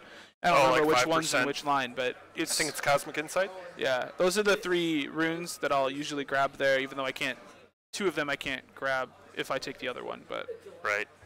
Yeah. And so the Biscuits are just really good for controlling lane, especially if you're playing against like a Karma or a Janna. Even Soraka lately is really focusing on getting down a lot of poke, and that Biscuits allow you to, whether you're playing, Thresh or Pike or Leona, it allows you to always be topped off so that you can win those 2v2s. You can hit that level 2 at full health and try to engage, stuff like that. It's good whether you're trying to be aggressive or you're trying to be defensive. It's a catch-all rune where it's going to be good. You're going to get some money for that Biscuit coming in. maybe it's coming in right as somebody's dropped an ignite on you. You just perfect timing. Yep. Num num num. If you pop a biscuit at the beginning of a fight, there's good health, there's good mana. It'll be regenning you as you go. It just seems to be really overall very strong. For sure, for sure. Especially since you get 4 of them, right? Like, to me, say, that's a whole every bunch 3 of minutes, extra right? regen. Yeah, every 3 minutes. So the last one you get at 12 minutes. And by that time, usually you're near the end of laning phase. So you have it for the most important part of the lane. Most impactful part for your biscuits, which is early game. And so, real quick, before we get any farther into our game, we haven't started yet. Just want to give a quick shout out to our sponsors. You see them at the bottom of the screen. Intel, video games, etc., Respawn, Macomb Esports, St. Ambrose University, who is helping put up the scholarship, if I understand right. $12,500 to the winning team that gets this tournament. We'll have this match. We've got 2 more matches today, one at 4, one at 6, and then the semifinals will be tomorrow as well as the finals tomorrow. And it's going to be a great weekend, that's for sure. Yeah, we're in downtown Davenport on 2nd Street, so if you're in the area, if you want to come down and watch some really amazing League of Legends, I mean, it's hopping here, there's tons of people. It'd be a really fun way. Not that I don't want you listening to my voice on stream, but if you've never been to an esports tournament in person, it's definitely worth checking out. It's really cool down here. There's lots of stuff to do from watching the tournament. They also have VR stuff here, so definitely plenty to do. I think they even have a special for VR too that I took up, and I think it's like all day. I can just kind of hop in whenever I can. And $30, I'm getting the message from our producer, $30 for an all-day pass here, and for VR. And so it's a really good deal for whenever there's downtime between games, just kind of hop in, play some. There's one game that I am currently trying to figure out how you even reload, because they have no tutorial. Game gets a little hard when you can't fire back. Ooh, yeah, that's a little tough. Usually a pretty important part of any FPS game. Yeah, but it's really neat game in general. Going back to League, I think hopefully we're getting pretty close to the start of the game. It is going to be a best of 3, so first team to get to 2 wins will win this round, and they will go on to tomorrow to compete in the semifinals. And one of those things that we're just gonna have to wait and see. I don't think I have enough information to really tell like who's got the advantage here. And even then, I think these are going to be really even teams. Yeah, it seemed, looking at their ranks and stuff, it seemed to be they were pretty similar, around the same level. We haven't seen them compete as a team, so, you know, a team with much better teamwork, even though they're lower ranks, can beat a higher ranked team with less teamwork, right? So we'll see sort of how that goes, see, you know, what sorts of competitive strategies they have, what sort of team comps, how they play around vision, how they play around the objectives, right? Are they a team that prioritizes getting kills? Are they a team that prioritizes getting dragons? Are they a team that prioritizes Rift Herald, right? These are questions that we don't know, but they're very important parts of the game that we're going to be keeping an eye on, right? They're a lot of unique strategies about playing around that. I was listening to a podcast this morning with Enero. He's one of the coaches of, I think, Golden Guardians, and he was talking about just how in-depth strategy is at a high level around building your team comp to contest dragons, building your team comp to take Rift Herald, right? And all of these other things that really go into high-level gameplay. And hopefully we'll be able to see some of that today, see people effectively using vision to secure these objectives, to make the proper map movements, to be able to read what's going on when they get a kill or 2 kills, be able to play the map properly. Those are the types of things that make me excited about League of Legends, and I hope we get to see it today. I was going to say, the things we'll really have to pay attention to is what kind of dragons are we going to get? Are we going to get a game where there's 3 Earth Drakes? Are we going to get a game where there's 3 Air Drakes? Like, it's going to be all over the map in that regards. And then also seeing, like, how can they convert? Okay, we just got 2 kills. Can we go for a tower? Do we want to go for Rift Herald? Like, we just got to wait and see how responsive they are to their advantages that they get. Yeah, and it'll be interesting to see what sort of dragons make the teams go for dragons. You know what I mean? Like, for example, if I'm in a solo queue game and there's a wind dragon up, usually people don't go for it, right? Or a cloud dragon. They're not very quick to pull the trigger on that. But if there's an infernal dragon, Oh, you're I fighting tell in you, 3 minutes. the top laner is saying, whenever you go for it, I'll TP for it because I want that extra AD and AP, right? And it's something you can feel immediately. Whereas some of the other dragons, it's not as obvious, right? The best one early is definitely Ocean Dragon because it gives you all that regen in lane. So we'll see where these teams prioritize dragons. Like, what are the dragons that they feel they need to go for? What are the dragons they feel like they're good giving up? If they, might not have the easiest way of contesting it, we'll see what they prioritize because that's always fascinating to me. Yeah, I said it earlier. If there's an Infernal Drake, fight 3 minutes. I've seen it before. It's happened, and it never works out well for either side. Yeah.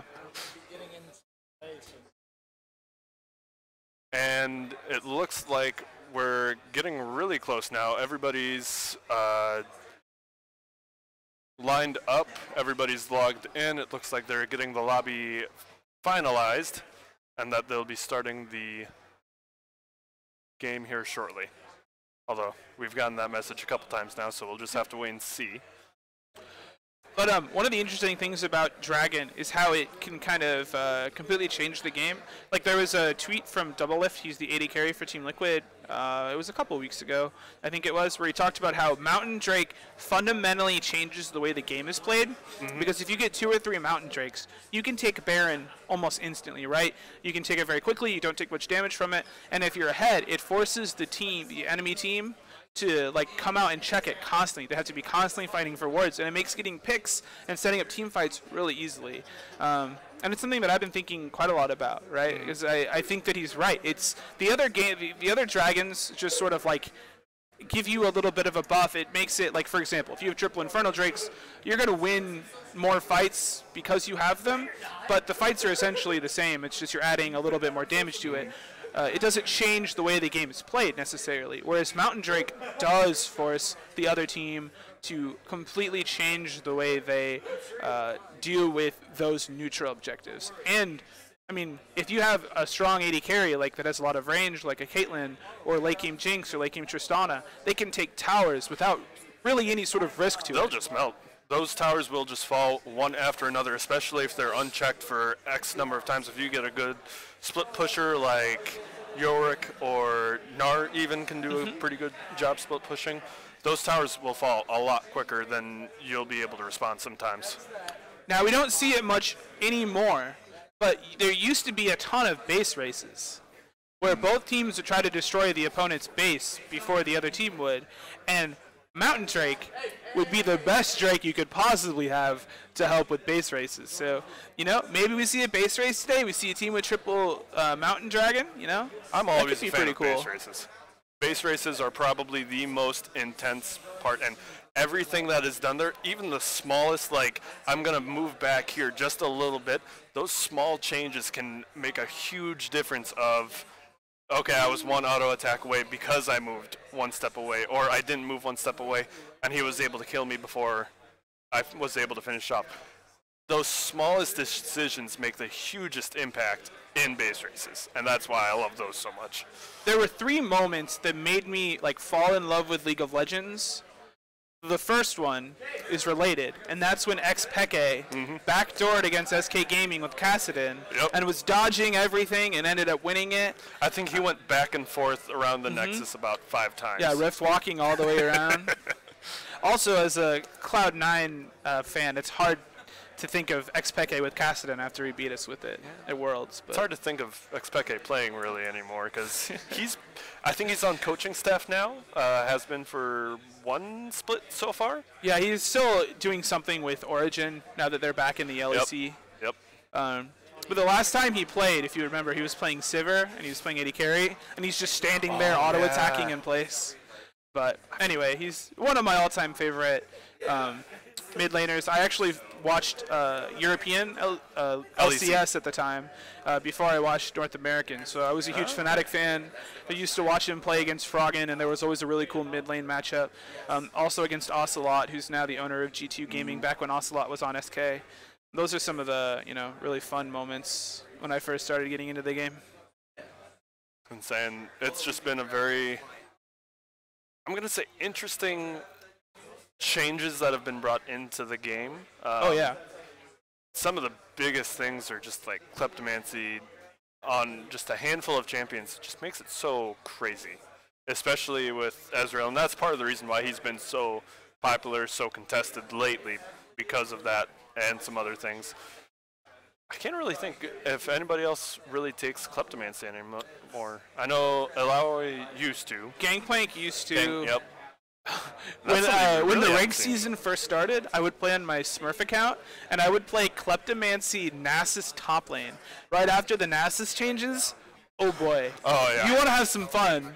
You play on your Smurf, and you play Kleptomancy Nasus, and you get a Trinity Force in like no time. It's so much fun. Oh, you had to bring up Nasus here because the last time I was in the Fighting Bees arena, I was actually competing as a player, and we actually lost to a Nasus who basically was able to get to the point where he was just walking through our backline. He was ignoring the tanks, ignoring all the damage, just going through, whacking his cane on everybody. It was very heartbreaking.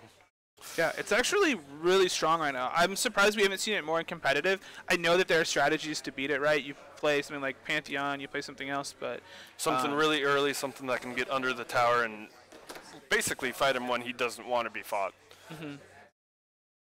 Oh. So, I have a question before we get too far into this. Who is your favorite champion overall? Like, what would you say if, you can only play one champion the rest of your life? This is going to show my ELO level for sure, but Warwick. Who? Warwick. Okay, all right. I That's get into respectable. The Bloodlust feature very much, and it looks like we have gone through the pick and ban, and we are looking at the pick and ban of us. I'm a little...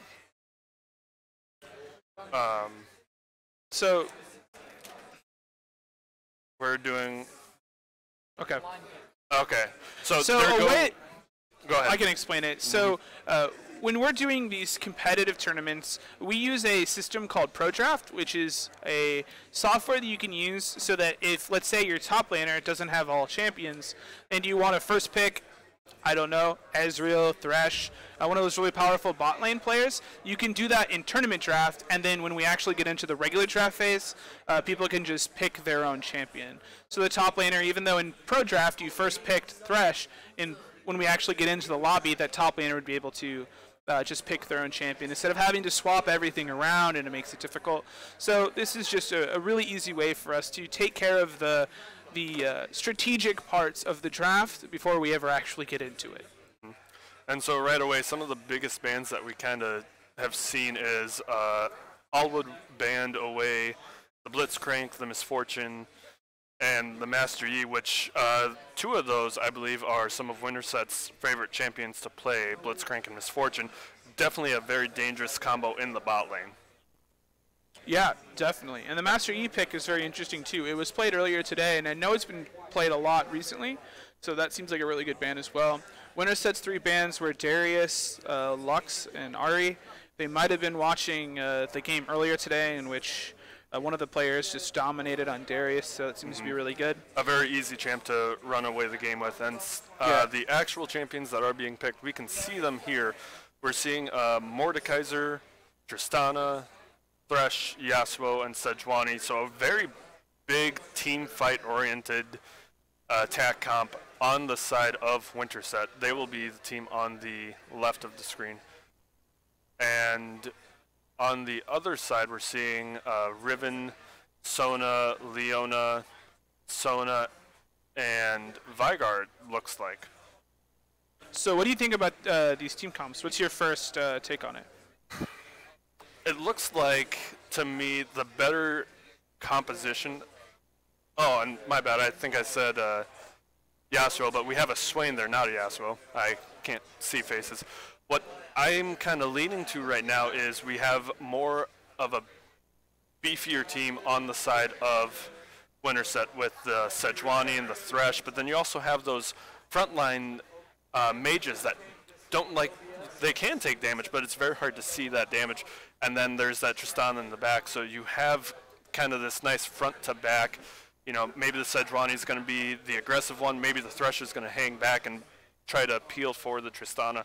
It looks overall like they've got more CC, a little bit more control of the game, while on the other side we have a much more squishy team with Sona, Ezreal, Teemo, Vigar, and Riven can build tankier. Riven can also be very squishy. It's going to be a lot easier to pop the Allwood team, as far as I can see.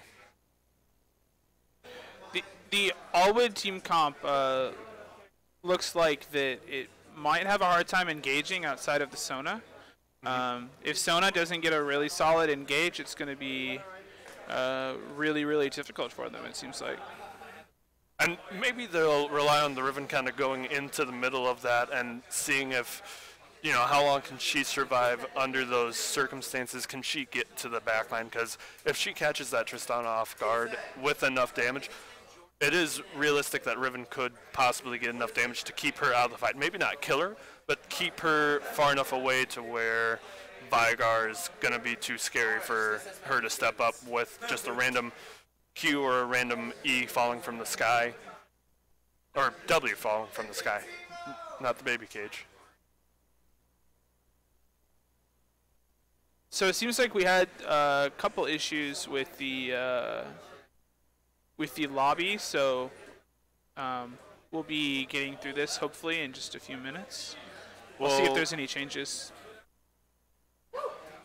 For sure, and we were given a lineup of what they would be picking, but then the picks were a little different from what we actually saw. They didn't pick anything that was banned, but just a little curious on what exactly happened there, if something got mispicked or maybe they didn't understand exactly what they need to be doing. Yeah, it's definitely different from the pro draft that was done, but we'll see. And right now we're a fresh patch of popcorn is being popped right now, and I can smell it from here, and getting a little hungry, I'm not gonna lie, Dan. And overall, Fighting Bees Arena is looking pretty alive today, as we even had the people move the furniture around so that they could see the TV screen, pay attention to the game a little bit easier, a little bit more comfortable, because those couches are pretty comfy. Yeah, for sure. So yeah, I'm not exactly sure what's going on, but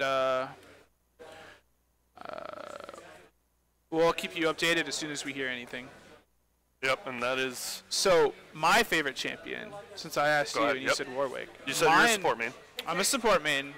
So, my favorite champion, it's hard to pick one, but the one I played the most, and I have the little figurine for, is actually Leona. I absolutely love playing Leona. It's one of the first supports I ever got into. I got into it because I watched that Aframu video where he's like, playing support is so easy. It's so easy. So yeah, I absolutely love the champion, and I've tons and tons and tons of games on it. I have almost every skin. I have every Leona skin but barbecue Leona, because that skin is horrendous and should never ever be played for any reason. There are so here's the thing. You don't want to cook a hot dog as you're killing the enemy team? Looks ridiculous. So you have some really great skins, right? Pool Party, amazing. The Chromas for Pool Party, amazing. Iron Solari, amazing. Now we have the two new ones, the two legendary skins. Eclipse. Yeah, the Eclipse one and the Lunar one. So like two legendary, absolutely amazing skins. And then you have Barbecue, and I see people playing Barbecue and Solo Queue when I play Thresh, and I'm just like, why? Why of all of the skins would you pick Barbecue? I'm just praying they got it in a box. You know, they didn't actually pay for it. Right. Because if I were to accidentally spend Riot points or my own money on Barbecue Leona, I'd be furious. That skin is ridiculous. Terrible skin. Gosh, Riot should get rid of it. I mean, Warwick, on the other hand, the fanciest thing that gets to him when you're playing him and you've changed things up is his like blood trail. is normally just red, but if you like switch to Fire Fang, it's more orange, or if you switch to gray, it's like a green trail, and that's pretty much the fanciest thing you get besides like Earthwick having a blue one. So with Leona, if you play Pool Party, you have like an umbrella that uses for your Zenith Blade. When she backs, she like relaxes, leans back, and just catches some sun, if I remember right. And the chromas, you can get a pink version of it and a blue version of it. They're really, really awesome. It looks like they're still trying to figure out some of the issues going on down there. Yeah, there was a problem with pick and ban. I believe I heard, this isn't confirmed, but I think someone accidentally picked something wrong and they have to redo the road draft. So it'll just be a few minutes. So, and we'll have to see if it matches what we were given as far as their picks and bans would be. And well, hopefully we don't lose the Teemo. Hopefully. No, I want to see the Teemo as well. I would be very sad if we lost the Teemo. Because he was hovering over the Teemo for a while, and somebody in the crowd was also really excited to see that. So hopefully they can make everybody happy and just play Teemo. I love to see it in games like this. I don't love to see it when I'm playing solo queue.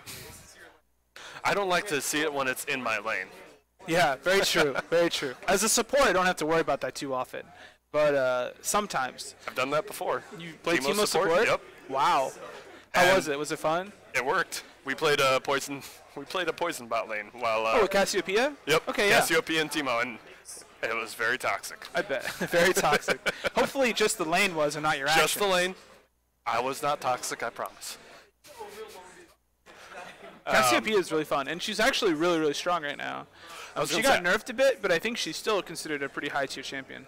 Well, and when you have an ability like her Miasma, which basically just throws out a really big area of poison, and while you're on that, you can't use any movement spells. So you can't flash, you can't dash, you're just stuck there trying to get out of there, and it slows too, so it takes a little bit to just walk out of it. And that plus her machine gun E's are just crazy to deal with sometimes. Yeah, it's one of the few champions that I don't even touch because the mechanics required to play it well are just, A, they're beyond like my current skill level, and B, it would take me hundreds or thousands of games to play it at an acceptable level. Sure. Okay, and these are the teams that we are seeing. So we still have a Teemo. Yes. That's amazing. Okay. That's a big takeaway from this. And then we have so from what I can tell as far as lanes go, we have a Riven top lane going into a Teemo jungle with a Vygar mid lane, Ezreal ADC, and Sona support. So Ezreal still being a very high pick for these teams. On the other side, we have a Mordekaiser top into a Sejuani jungle, Swain mid, Tristana AD carry, and a Pyke support. So a very traditional side as far as things go for, I believe that is Allwood on the right. Or, yeah, I believe that's, no, sorry, that's Winterset on the right. Because that is Hanart playing Mordekaiser. Yeah, for me, looking at this lane, I think that the Ezreal Sona should be really, really strong in lane because you look at Tristana isn't usually that strong in the early game, where Ezreal and Sona both are really, really strong in lane.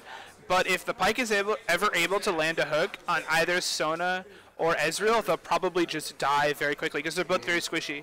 So it's really going to come down to, can either A, Sona and Ezreal get Tristana and Pyke so low that they can't engage, or can they kind of hold on long enough, use those biscuits, use those potions, until they can find the proper window to engage. That's going to be the real tell bottom lane. And we'll see also if Pyke is running Relic Shield or Ancient Coin with the changes. Because back in the day, before these recent changes, I would say it was kind of a flip of the coin, whether you wanted that extra sustain and extra gold that Relic Shield gave, or if you wanted the more gold that came with Ancient Coin, even though you didn't get the healing for your AD carry. But now that they cut healing for the AD carry for Relic Shield, I think you'll most likely see Ancient Coin out of them. And the other very nice fact about taking Ancient Coin on something like a Pyke is you get that mana back when you're throwing out those hooks. Sometimes you're maybe throwing out a couple too many, and all of a sudden you get a little mana back from your ancient coin. You'll get some mana back. There's a lot of good ways to kind of keep up with that mana sustain in the early game. A little bit more difficult in the late game unless you're really investing your items into it. Definitely, definitely. I'm very interested to see how Riven Mordekaiser goes, if it is in fact Mordekaiser top. I've never seen that matchup.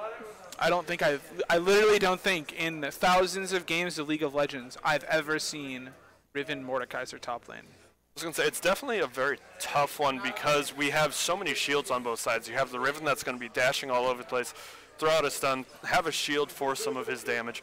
But Mordekaiser's going to have that consistent shield that's always going to come back when he damages it. It doesn't matter if he's damaging Riven or damaging the shield of Riven. He's going to get some of his own shielding to buffer back. So it's going to be a very nice matchup to see. And we've got an Ignite on the Mordekaiser, so that gives him a little bit more of a kill pressure for Riven in the early game. Yeah. It'll be very interesting. I think one of the things that'll be interesting is I think that Riven and Teemo, so if Teemo ganks, I think Riven and Teemo are probably weaker than the Mordekaiser Sejuani. So it'll be interesting to see how those 2v2 goes. Also, Veigar has a good sort of zone control for the Sedge. It'll be hard for her to actually properly gank the mid lane Veigar. And now we're seeing some of the runes too here. We have a Hail of Blades on Mordekaiser, a standard press the attack on Tristana, Aftershock on a lot of really standard things. We are seeing a Conqueror on Riven, which is probably the best choice. We're also seeing double Comet bot lane as well as a Comet mid lane on the side of Winterset and an Electrocute Teemo, which... Yeah, I already heard it just now. Somebody's cheering on the Teemo. And right now, we're getting a little up and close and personal with Teemo. Veigar hasn't bought any items. He's still got 500 gold in his inventory, so I don't think Veigar's realized this quite yet because he hasn't backed, but new strat the maybe? grave mistake of not buying items at the start. That'll definitely make it a little bit harder in lane. For sure. And I'm guessing it is a Mordekaiser top lane. He's placed some vision in the blue buff to kind of see where the Teemo might be starting. And he's still hovering like in the mid lane area, so I'm going to guess he's looking to give a nice leash for the Sejuani, and they'll be starting red buff. Not sure exactly where Teemo is starting yet. Looks like he's primed to take Wolves first. Yeah, that's a very interesting start. You don't see that very often. And it looks not like getting a leash either. They're playing some mind games maybe too for the Ezreal and Sona of maybe taking some damage or actually... Oh my gosh, they're giving Ezreal red buff to start. That is a bold move, and Oh, we'll have to and see. they heal healed, I afterwards. believe. I believe Sona just healed. Yep, Sona healed, and putting some investment towards that Ezreal, seeing if he can maybe pay off with that, because an Ezreal red buff is going to be very scary. His Mystic shots will provide a bit of a slow, and we have the Sejuani and Teemo meeting up in the river, fighting over the scuttle, trying to see who's going to make it, and it's smited away by the Sejuani, and just going to walk away, not going to go for any fight there. Nice, peaceful, and Teemo's looking to roam top now, going towards the Mordekaiser. Mordekaiser's backing away, doesn't want to deal with this 2v1, and Teemo is still around there. Oh wow, first blood going out to the Tristana. Just going right in on the Ezreal. That's actually a buff transfer too, so that early game advantage that Ezreal had with the red buff is now being controlled by the Tristana. And that feels bad man for sure. Sure, and Teemo and Veigar are now teaming up in the mid lane, getting a little bit of damage off on the Swain. Something I'm sure he can heal back. And Pyke took a big chunk of damage from the Sona, maybe the tower mixed in there too, because Sona looks like she just barely made it out there with the skin of her teeth. Looks like Teemo has only cleared one camp so far. He's heading to his Gromp now. I think he stole a couple CS when he was in different lanes. He kind of walked top and then walked mid, and finally Teemo's going to be getting back to his clear. He really needs to focus on that so he's relevant in this game. And That is, I probably forgot one of the most important parts of Mordekaiser's kit that is going to be giving him the majority of the advantage here, where he actually has some in-game sustain with his E to live off of that and just heal up after every fight consistently. Yeah, Allwood already securing about 1.3k gold. Oh, Vigar flash. Really early flash for safety, getting caught up, and another kill going to the bot lane of Allwood. So this Tristana is already massive. I mean, 2 kills this early, already with a 450 gold bounty. I don't know how much gold she has, but I would be shocked if she wasn't building towards that Affinity Edge really quickly, either with a pickaxe here or with the BF sword. And she is able to get the BF sword as predicted. Teemo's just coming in kind of harassing the Mordekaiser away, getting some XP from the top lane minions. Just got some nice gold off of that one. And kind of keeping the Mordekaiser away, helping Riven kind of catch up in CS while taking some. Looks a little confusing, but it makes sense to me. But yeah, that was smart by Mordekaiser to sort of step away. He's doing okay in terms of CS. He doesn't need to fight for every single one of them. Oh, but we have Teemo in the mid lane here. Teemo able to come up from behind and kind of surprise the Swain from that, although he's able to ward him off pretty easily with a nice little W, kind of keep him away from that blast. It looks like everybody's kind of aware of how these champions do work. To be fair with Vigar Teemo, unless Vigar is able to actually stun the Swain, probably no real kill threat there, especially with no Ignite available. It's just going to be really hard to kill the Swain in that situation without any sort of CC. Especially with how low Vigar was there. We have an invade. Oh, easy in and Pike just. Oh, Ezreal flashed into that stun, or eat into that stun, it looked like. Got queued over, tried to get back to Sona's, but Sona was being kept off by that Pike, and looks like the bot lane is just kind of spiraling out of control now as Tristana gets a 700 gold lead. Yeah, it's going to be really hard for Ezreal to do anything now.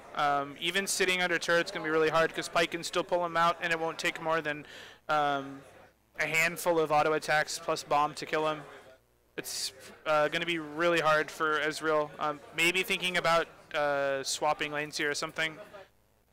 Not much he can do. Pike is landing absolutely everything here. Missed the E, but able to get out, and Teemo came in from behind trying to help out, and now he's being forced to flash away, run away, and soon his Pike's E is going to come up, or his Q, and on top of that, everybody getting a little bit, except for the Pike, did not get to be a part of that kill there. But that's okay, because you got the gold onto the 2 carries that you really want it to be on. Yeah, definitely being able to see your 80 carry up a sizable amount of CS and have 3 kills, and to have your mid laner up a sizable amount of CS and a kill, you have to feel good about your positioning right now with Allwood, even if you don't know how big the gold gap actually is. Allwood looking to take a Infernal Drake at 7 minutes. Should be a pretty easy feat for them to do with the 3 of them. Only Pike getting a little low, and he might be looking to... Oh, he is going to stay in lane, probably look for a hook. He comes out of invisibility, winds up, and cues the Ezreal back to the turret, and actually helps him out a little bit. But Tristana goes in. Oh, I could not even see the health bar. It just disappeared so quickly on that Sona. Yeah, that's a 4th kill for Tristana. We're not even going to be thinking about early game Tristana because she's already almost out of the early game at 8 minutes in. Second she finishes that Infinity Edge, her ability to fight is going to be insane, and her ability to take towers is going to be insane. If this bot lane doesn't get first turret, I would be absolutely shocked. And then Riven going in for a bit of a fight with her ultimate. It looks like she was also ulted as well, so top laners just went in for a fight, and Teemo's here to help out, kind of ward him off. Mordekaiser doesn't have a shield to absorb any more damage, but he's still going to have a lot of damage output from him. And Teemo is going to hold lane for the Riven as she backs. You have to think Mordekaiser's probably not at all scared about that Teemo right now, who doesn't really have any combat stats right now. Only sitting there with that Hunter's Machete and boots. And then we're seeing... pretty good numbers from all sides. Mordekaiser, look, oh, we must have missed a kill on Mordekaiser somewhere because he had a 450 gold bounty on him for a very small time. He was able to get a farming advantage, and now it looks like the Sejuani also has a bounty as well that just grew to 500 gold just for farming, not even being a part of any of the kills on the map. Are they going for Mordekaiser and Sedge really, really strong. Ultimate up from Sejuani, locks up the Riven. She's burning down with Ignite, and the Mordekaiser ultimate got that kill, and now he's got a little friend of his to help take that tower. Yeah, Mordekaiser's going to be able to get really good damage. There's a really nice synergy with Mordekaiser and Sejuani where Mordekaiser is able to help proc because he's also a... Whoa. And Tristana going in under the tower, not caring about those tower shots. She knows she can get the damage in and just blasted Sona away before she could even do anything back. Oh, and it looks like Vigar went up top to help out there and ended up dying to Mordekaiser as well. Well, we were hoping for a game with a lot of kills, Exactly. and we definitely have that. And we're even seeing, it looks like Allwood has been able to get quite a few plates. It looks like top lane basically got 2 plates. It looks like the bot lane got a couple, and Swain was able to get one for himself just now. So this is a very strong team, I can tell, with all of the gold that they've gotten from plates, from kills, from just farming in general. For some of them, like Sejuani, only been a part of 1 kill on the map, and she has a 500 gold bounty. Yeah, and CS isn't close in any lane whatsoever. Mordekaiser's up 50 CS in the top lane, mid lane's up 60 CS, 80 carries up is double of Ezreal's CS. I mean, looking really bleak for Winterset. They're gonna have to hope that they're able to turtle and get things back to a place where they can sort of stabilize. But it's gonna be really, really hard to stabilize against this Allwood comp. Mm-hmm. Teemo is hiding in the bush and coming out of invisibility. Meanwhile, bot lane, we have 3 people heading in there. Ezreal getting out there as fast as he can, but he's getting shot down by the Tristana, and they're just letting Sona get away, not going to go too far. And really not even having to invest a lot of ultimates or flashes or anything to really get that kill. No, when you have an Infinity Edge this early, and you have the jump that Tristana does and no real way of locking her down because Sona, outside of her ultimate, doesn't have a good way to lock an 80 carry down. She's just able to do ridiculous amounts of damage without really the fear of dying. And even if you lock down the Tristana, you still have a very dangerous Pike. 2 longswords going in with that Relic Shield, and no matter what, he's going to be able to shred through anybody if they're not that tanky, like the bot lane that we're seeing here. Tristana already up to a 1k bounty. Pretty soon, even if she dies, she'll still have a bounty on her. That's how far ahead she is. Riven was forcible flash there from the Mordekaiser. That Mordekaiser Q definitely amps up in quite a bit of damage, and he's already got some magic penetration with his boots and a blasting wand. Meanwhile, Pike gets a hook, and Ezreal accidentally ults the wrong way. But he E'd to get out there and looked like he was kind of button mashing. Meanwhile, in the mid lane, Swain was able to get a kill on Vigar and pretty deep into the lane too. This Ezreal might be having nightmares about Pike for a while.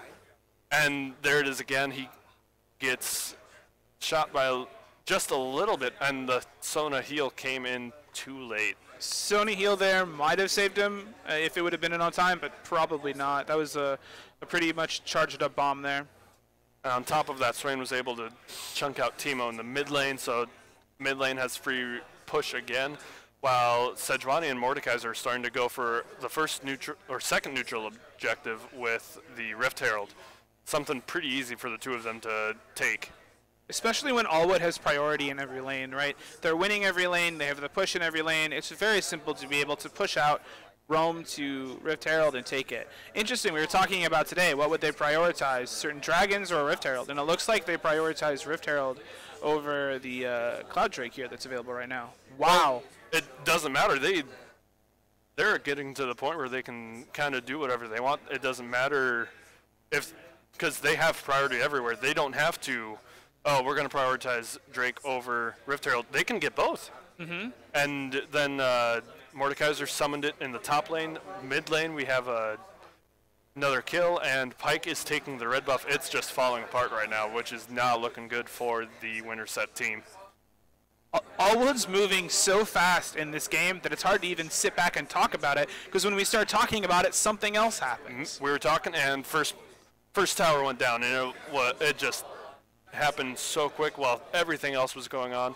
It looks like they're going to be able to get another tower off of Mordekaiser's pushing power, because he had Riven essentially helping take out their own towers with her AD ratios, and then on top of that, in the bot lane, we've got their Scuttle. Ezreal not even trying to get out, trying to do as much damage as he can, and both he and Sona will fall for trying to push that out just ever so slightly. Meanwhile, in the top lane, we have Teemo looking to get around Mordekaiser, but might have been, and he's gone before we can even get to him.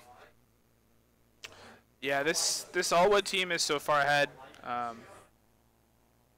I mean, you're talking about probably Swain and Mordekaiser probably being able to win 2v1s right now, and if Tristana and Pyke are together, they probably win 3v2s right now. That's just how strong they are.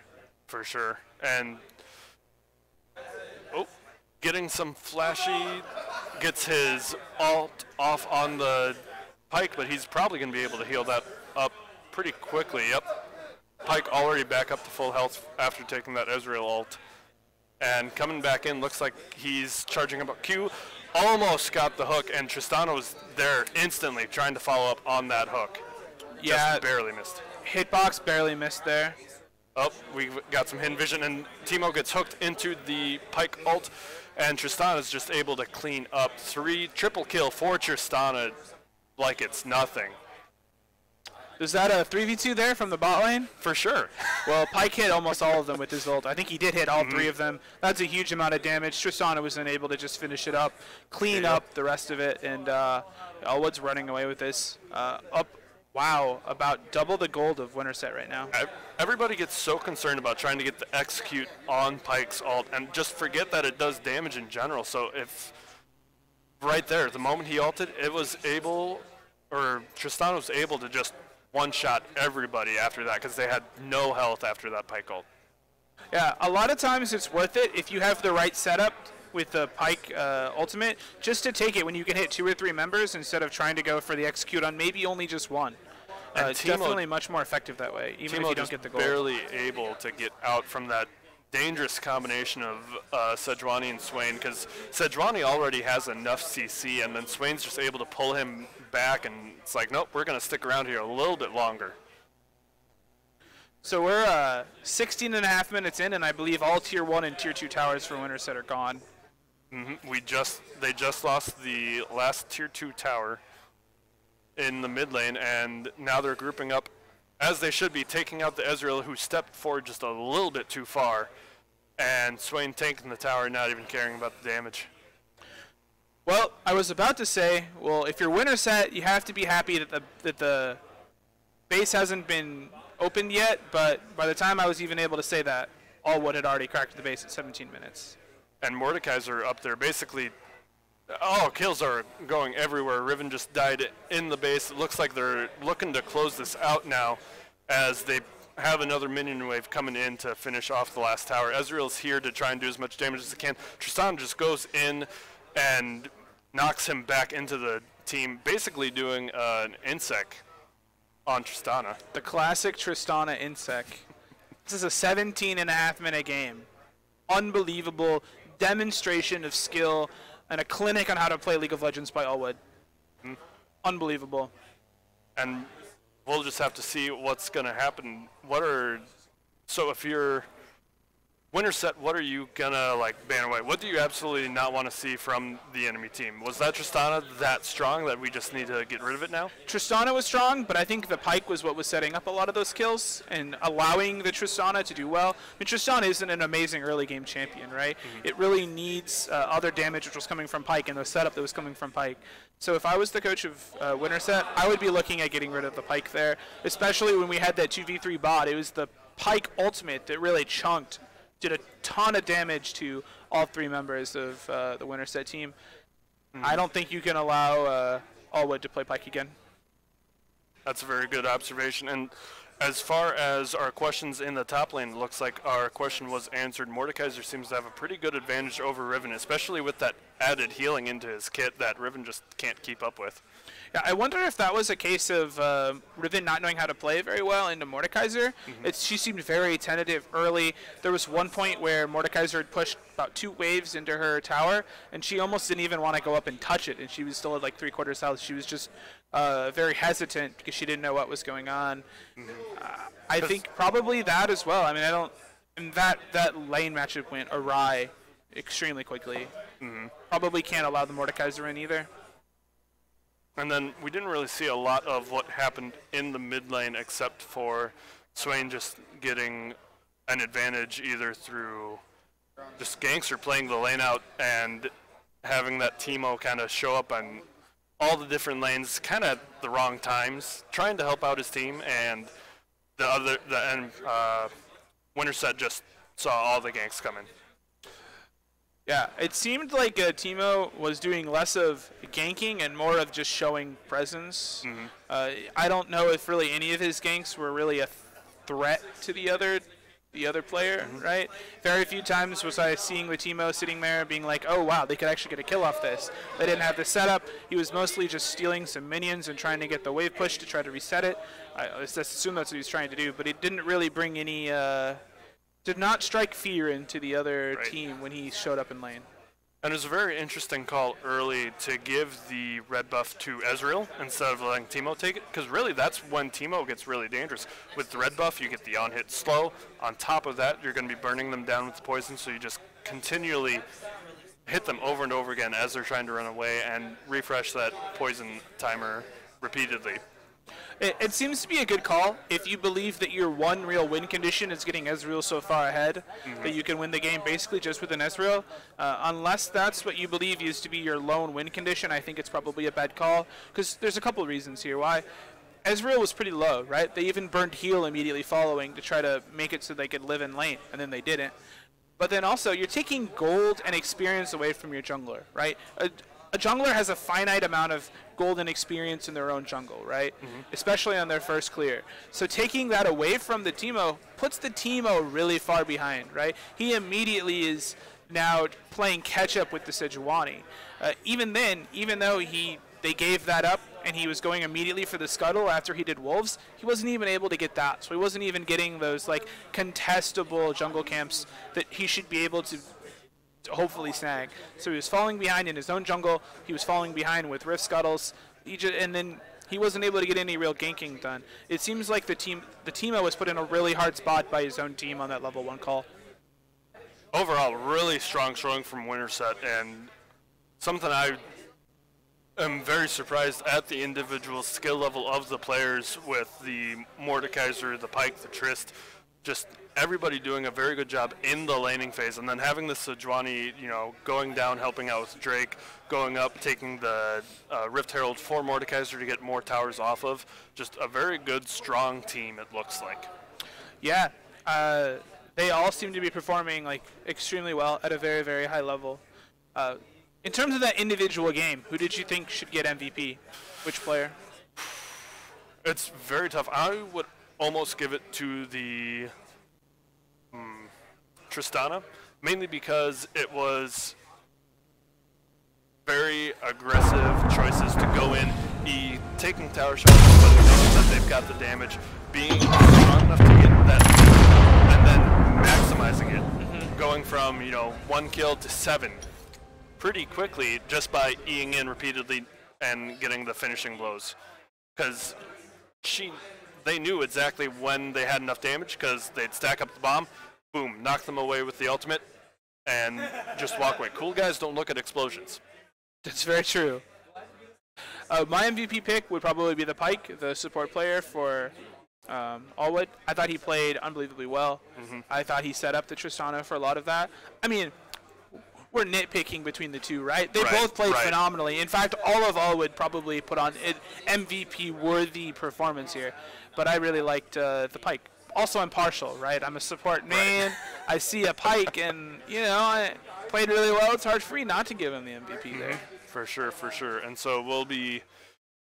Looks like they are getting their picks and bans set up on that secondary app, getting that ready to go right now as we speak. We can't look into that, unfortunately, but we'll just have to wait and see who they're prioritizing to ban. I agree with you 100%. Keep Pike out of their hands, because not only does he have the hooks, he's got the damage. He was able to basically take out 2 or 3 people, bringing them down to 1 auto attack for the Tristana, which was massive. I would agree. Keep Pike out of their hands, and then maybe try to invest in a safe lane, which is kind of the scary thing, because Sona and Ezreal already can be a very safe lane. I agree. I think one of the things, though, is you might have to. They're functionally similar champions, and I think you definitely have to bring out. You have to bring out the Pike ban, but what other